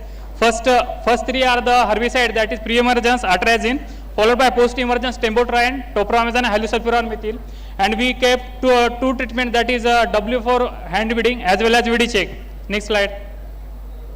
It shows the fertigation levels, that is splits application 10, 20, 25, 25 and 20 at basal 20, 40, 60, 80 and at harvest. Next slide.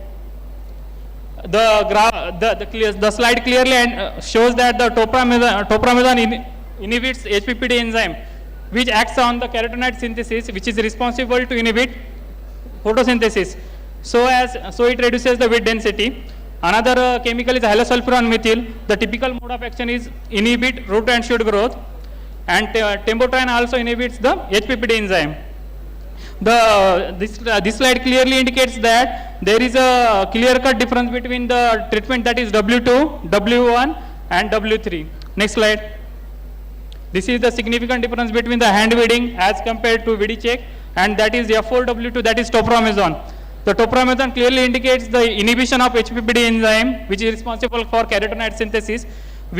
So by implementing a herbicide, we can reduce the labor costage. Next slide. The graph clearly, the table clearly indicates that there is an increase in the yield factors in case of 125% RDNK with the 5 splits, and in case of the subplot weed management treatments, the superior treatment is W4, that is hand weeding. But if we compare by implementing the atrazine followed by topramazine, it clearly indicates the at par yield as compared to the hand weeding. Next slide. This is the two-way table. Next slide. This is the important part of my research, that is GMR and MR and BC ratio. As most of the farmers are suffering for the labor scarcity, we are considering the comparison between the hand weeding with the herbicide treatments. By implementing the herbicide, that is atrazine followed by topramazine, farmer produced GMR, NMR and COC more in case of hand weeding, but with the better BC ratio with the W2, that is atrazine followed by topramazine. So next slide. Next slide. Next slide.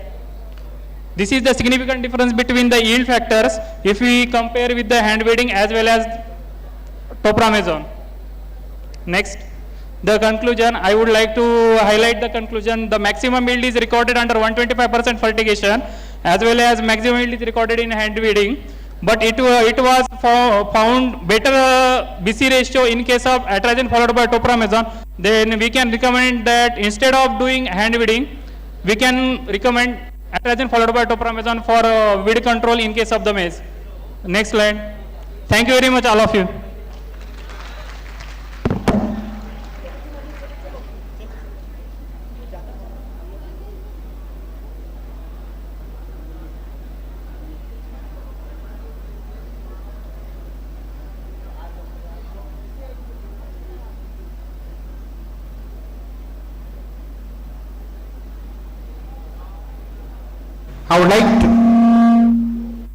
I would like to call our drama group to please perform on the topic Hindu unity.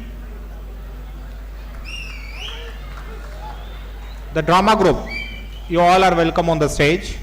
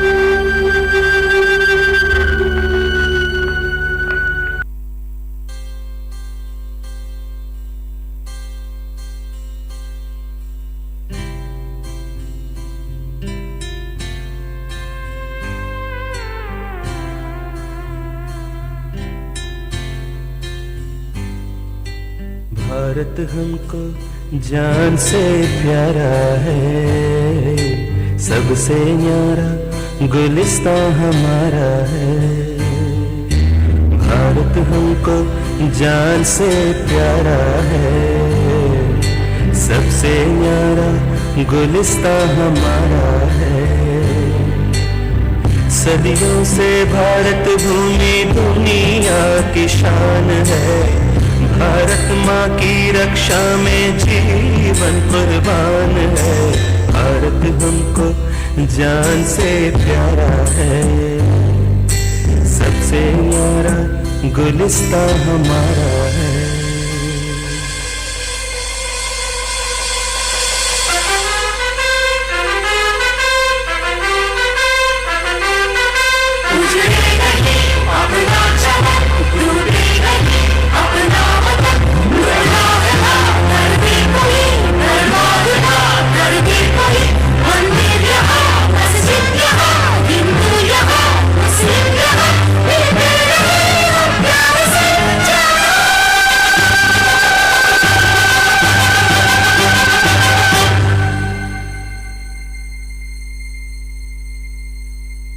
हिंदुस्तानी नाम हमारा है, सबसे प्यारा देश हमारा है।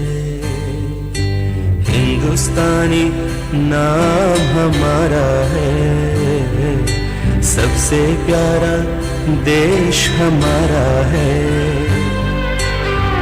जन्मभूमि है हमारी शान से कहेंगे हम, सब ही तो भाई भाई प्यार से रहेंगे हम। हिंदुस्तानी नाम हमारा है, सबसे प्यारा देश हमारा है।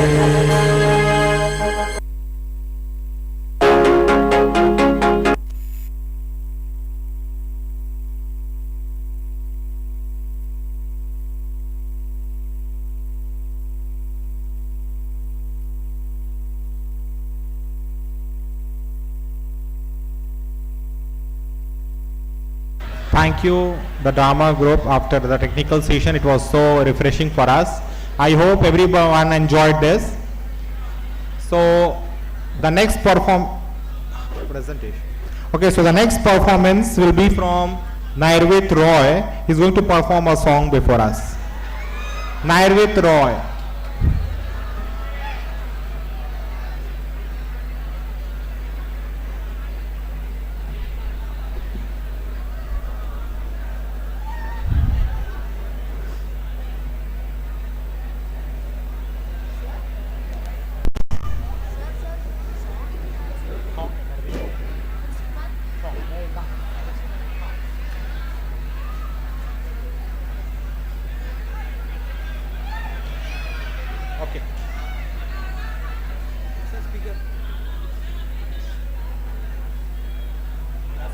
Hello, hello.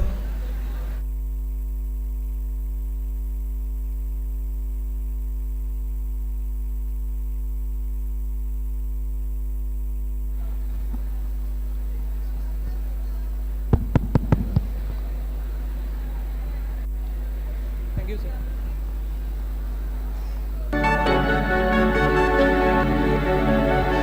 पहले क्यों ना मिले हम,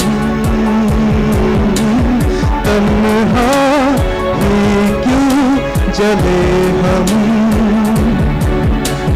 मिलके मुकम्मल हुए हैं, या थे तन्हा भले हम।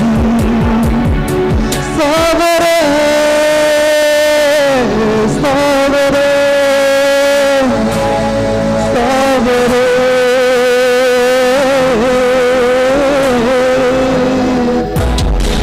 ना हमारा हुआ ना तुम्हारा हुआ, इश्क का ये सितम ना गवारा हुआ, ना हमारा हुआ ना तुम्हारा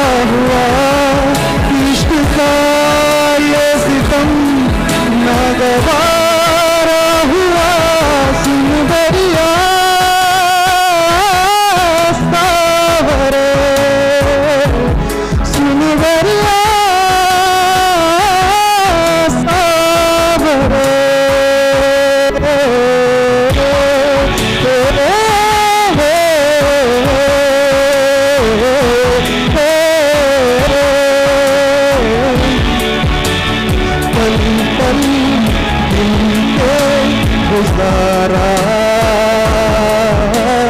या फिर तन्हा हमारा तुमसे मुनासिब हुआ है फिर से जीना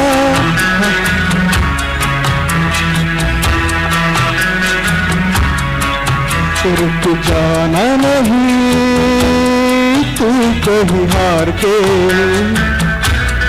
कांटों पे चल के मिलेंगे साए बाहर के रुक जाना नहीं तू कहीं हार के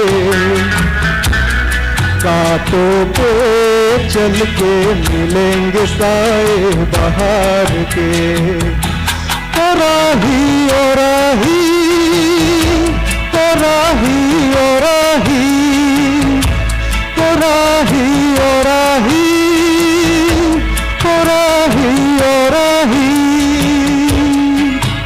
रुक जाना नहीं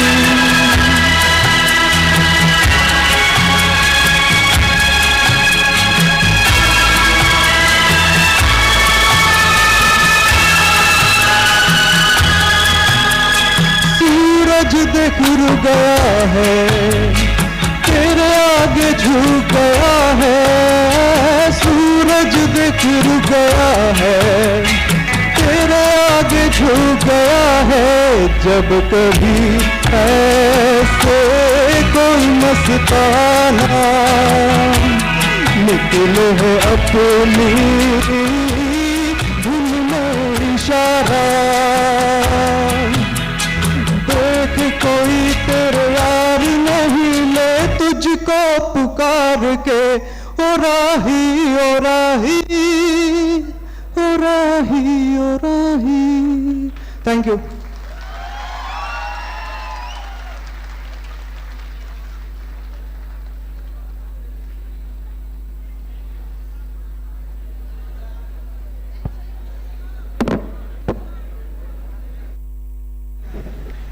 So the next performance is by Adarshika and group.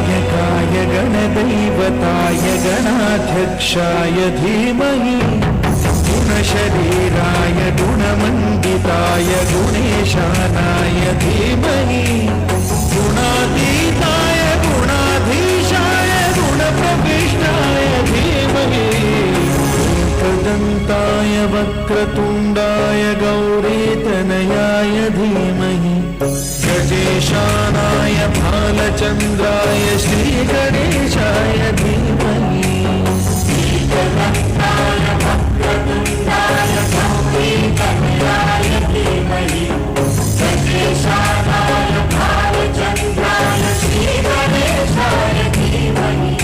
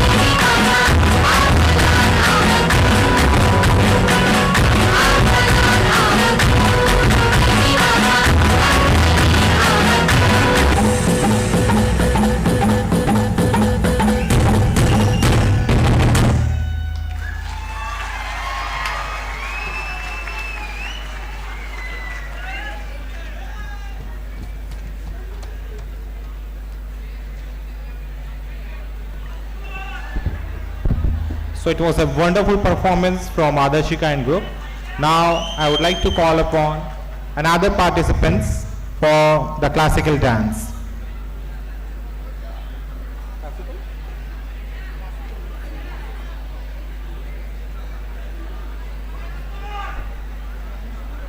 We are having another performance. Why once more?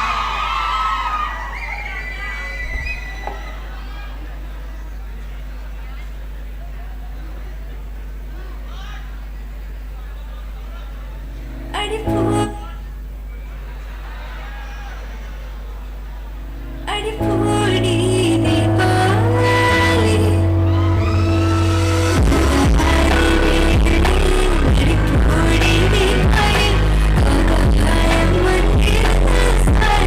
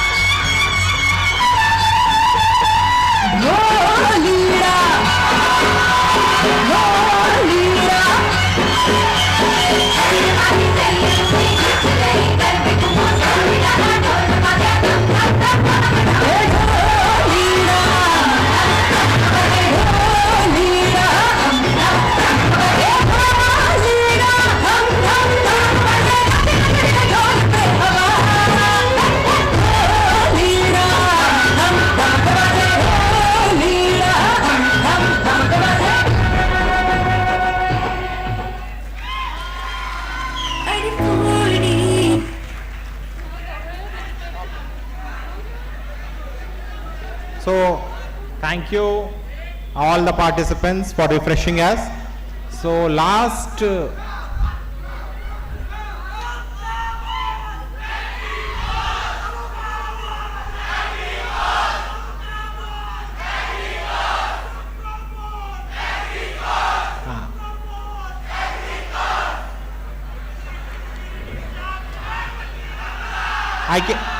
I can feel the energy. Yes, I can feel the energy between the students.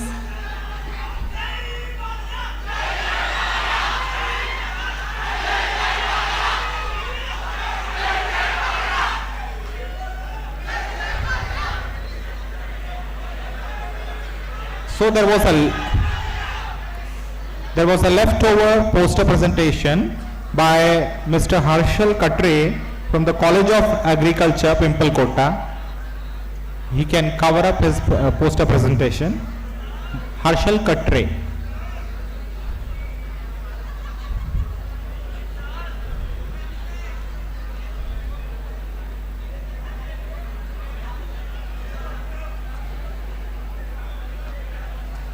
Sorry?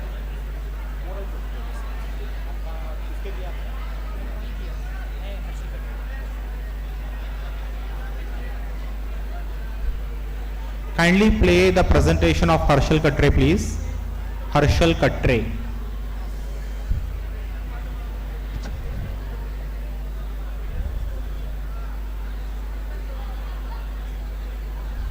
Hello.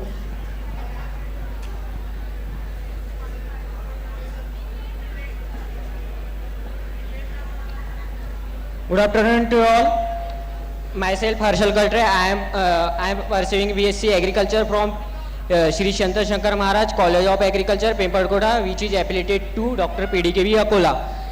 And start my topic. Please change the slide. My topic is use of pomegranate peel extract to produce low-cost fish supplement to the poultry. Please change the slide. This is a content introduction, aim, scope, objective, procedures, table plates and figure, merit, demerits, and final conclusion. Please change the slide. This is a pomegranate peel introduction. The botanical name Punica granicum, family, Poaceae, origin, native to Iran, and grow all over the India. Commercially importance in Maharashtra only.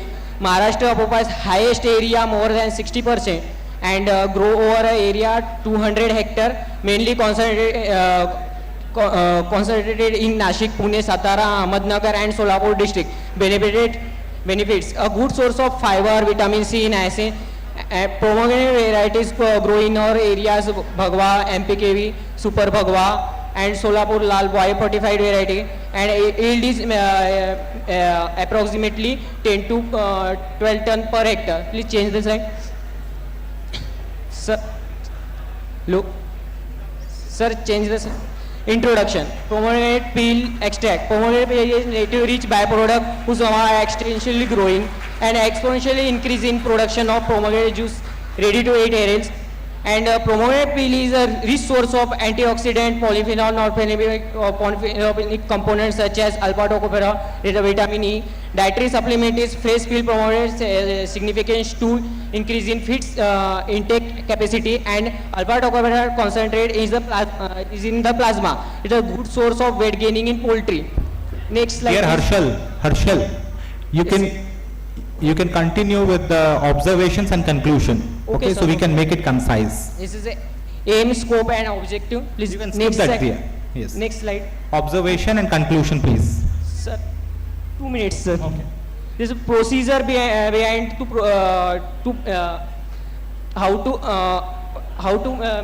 sorry.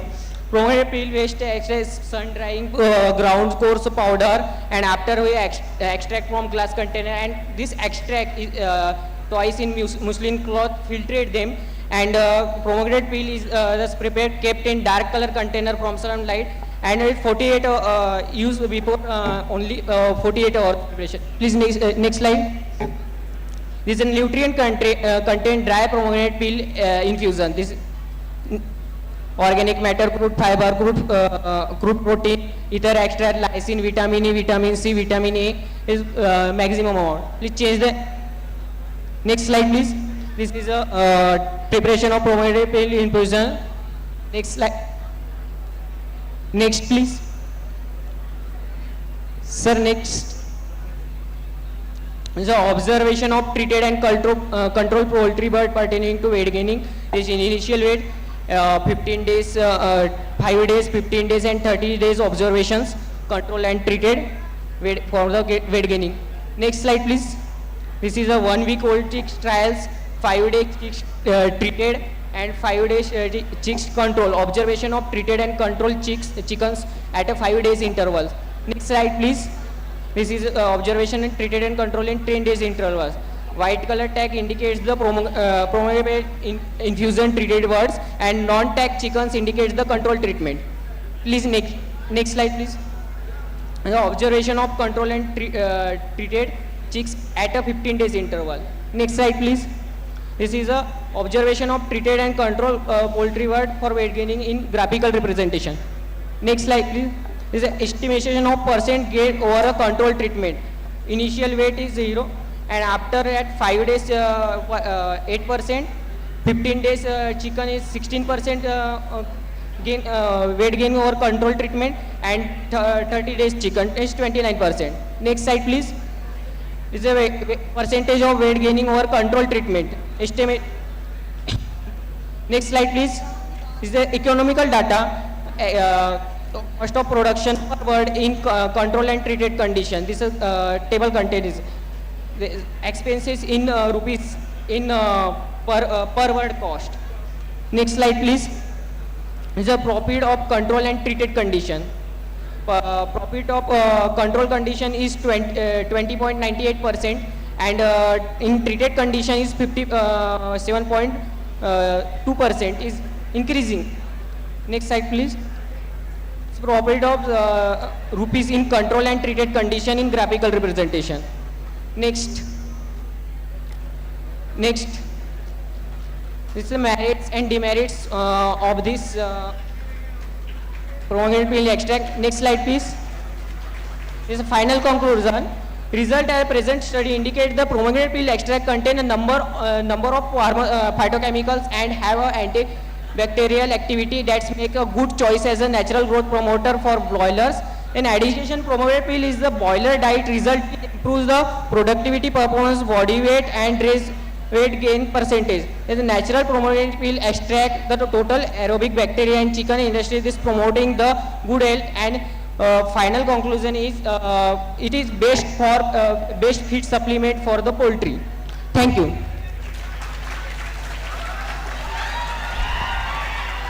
Beautiful presentation and finding from Horticulture. Thank you.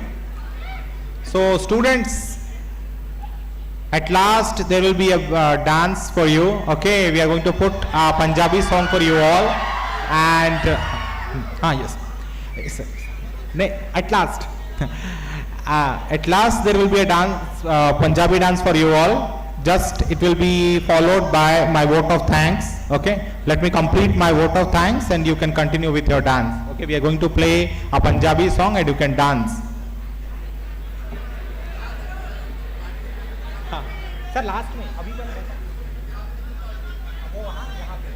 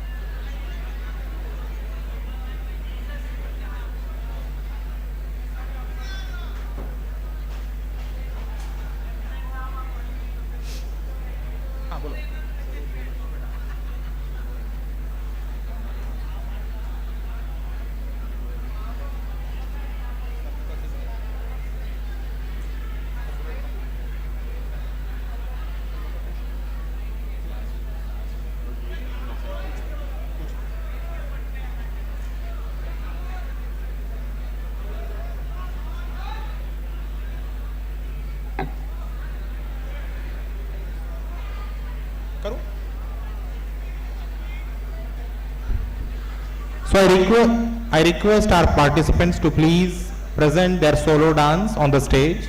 Solo dance. Solo dance group. I think 2 persons are there.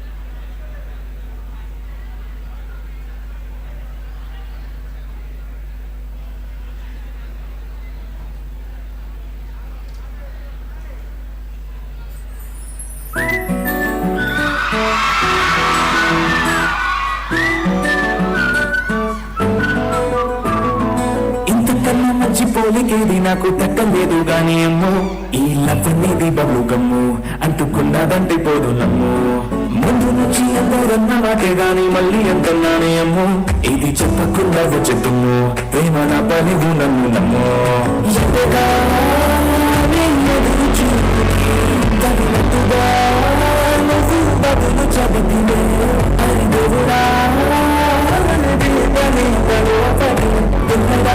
దగ్గర ఇలను చేరదీస్తే బుట్టబొమ్మ నన్ను చుట్టుకుంటే సిద్ధకికే అడ్డబొమ్మై జట్టకన్ను కొంటే బుట్టబొమ్మ నన్ను చుట్టుకుంటే సిద్ధకికే అడ్డబొమ్మై జట్టకన్ను కొంటే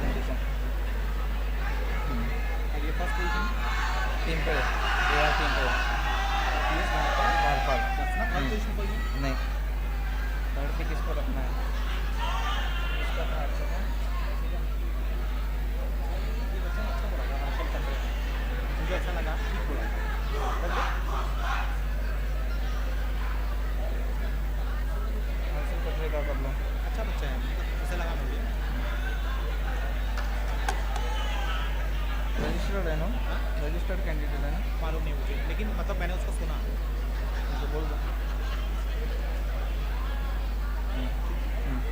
और ये इनके ना नाम अनाउंस करना है इतना, first second third, poster presentation, Varsha Chaudhary, Satish, Seema Thakare, results.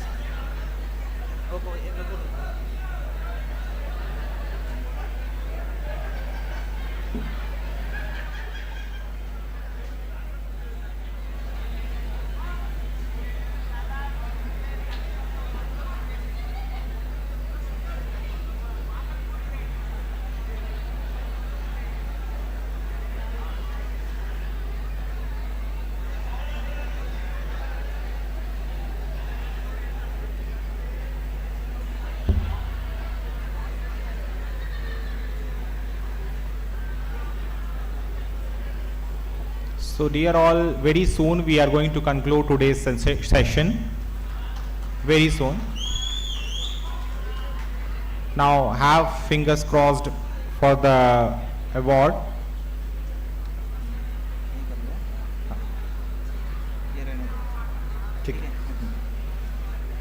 So the results are declared for the oral presentation, and the best oral presentation was for Mr. Aniket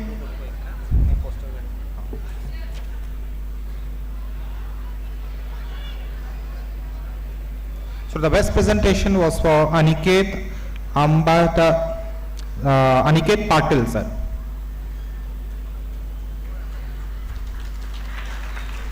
I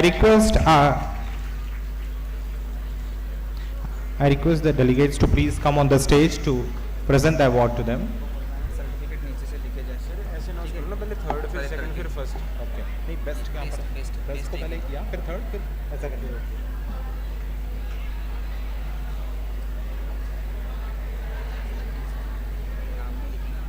नीचे जाके नाम लिख के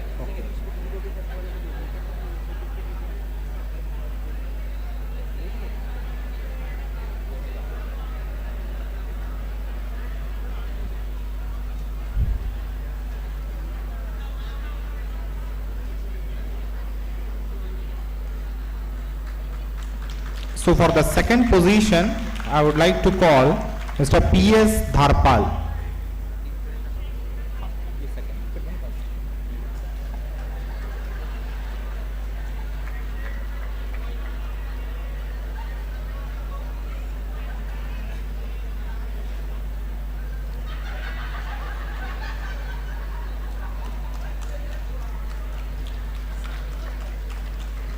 And the first position is won by Mr. A.R. Pimple. Mr. A.R. Pimple for the best oral presentation. He got the first position in oral presentation.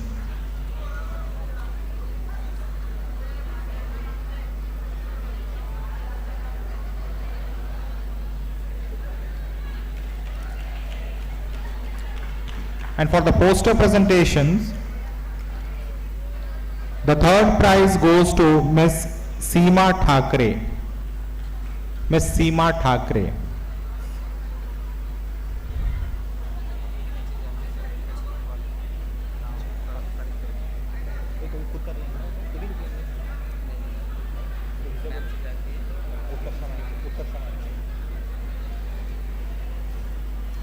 So the participants are requested to please get their name from Dr. Utkarsha ma'am.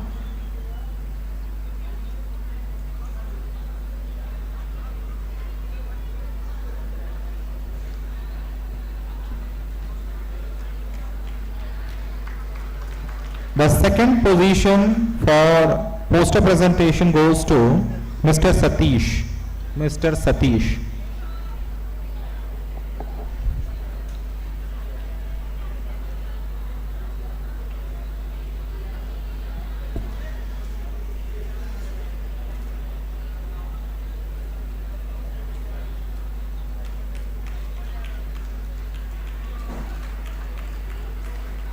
And for the first position in poster presentation, I call upon Miss Varsha Chaudhary. Varsha Chaudhary, she has received first position in poster presentation.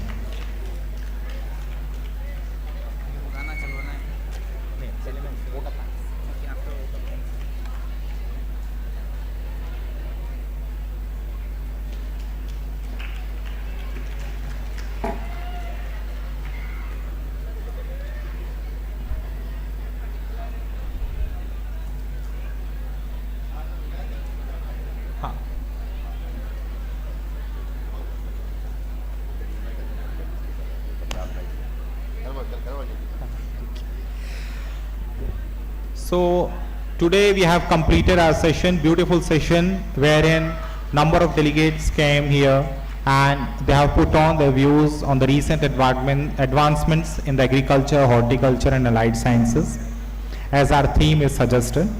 So thank you is such a prayer that cannot be seen or touched. It must be felt by heart. I feel honored and privileged to get the opportunity to propose a vote of thanks on this special occasion. I would like to thank all the honorable delegates who blessed us with their presence. I am very much thankful to Honorable Chancellor Sir, our Chief Executive Sir.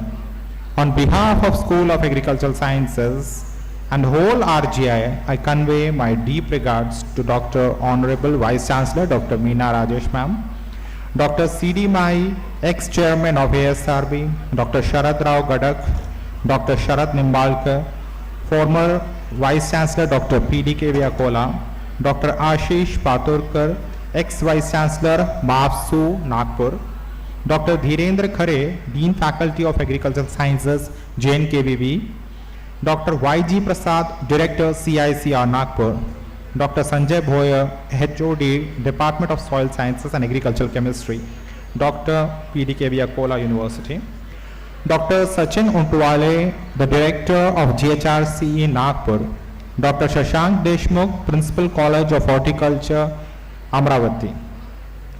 I heartily thank to Dr. Kevin Gavli, our Dean School of Agricultural Sciences, GH Raisoni University, due to whose relentless efforts this conference came to success.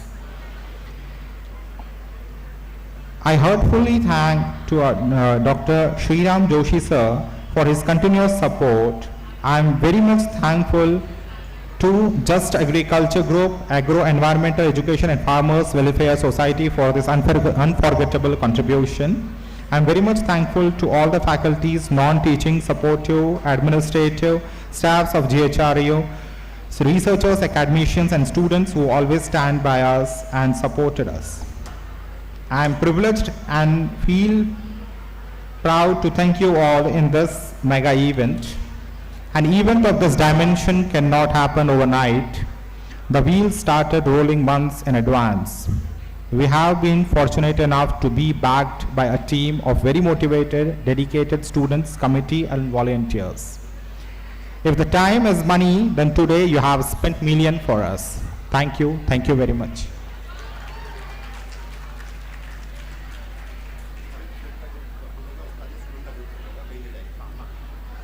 So students and faculties are requested to do not to move anywhere. First, we are going to have a photographic session for all the faculties of GH Raisoni University who are present over here, and it will be followed by the photographic session for all the students of agricultural sciences.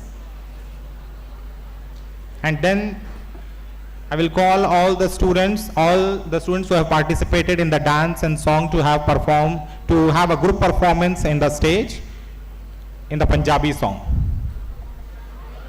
You all are going to enjoy it. Hope everybody liked today's session.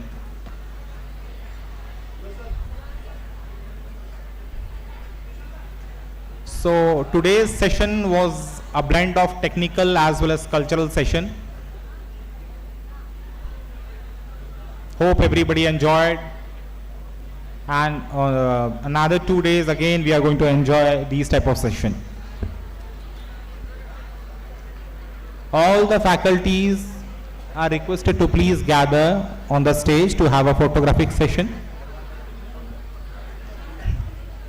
All the faculties.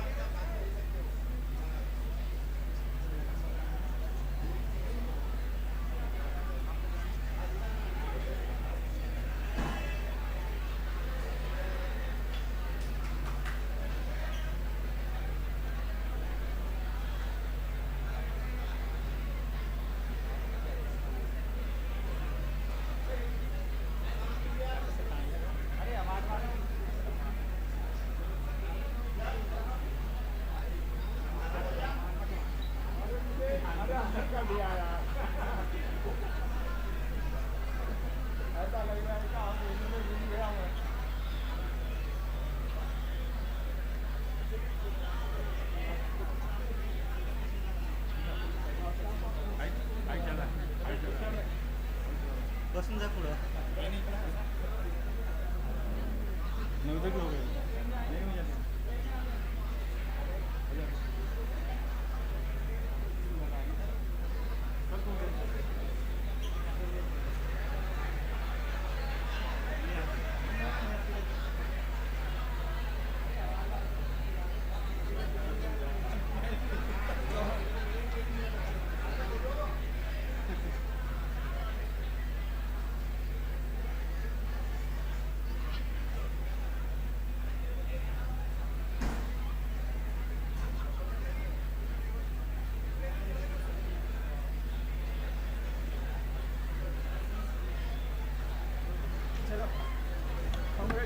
Students sir, students पूरे Ashutosh sir,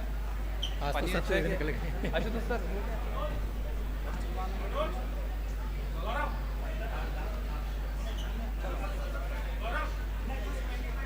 So all the participants are requested to please gather on the stage. All the participants.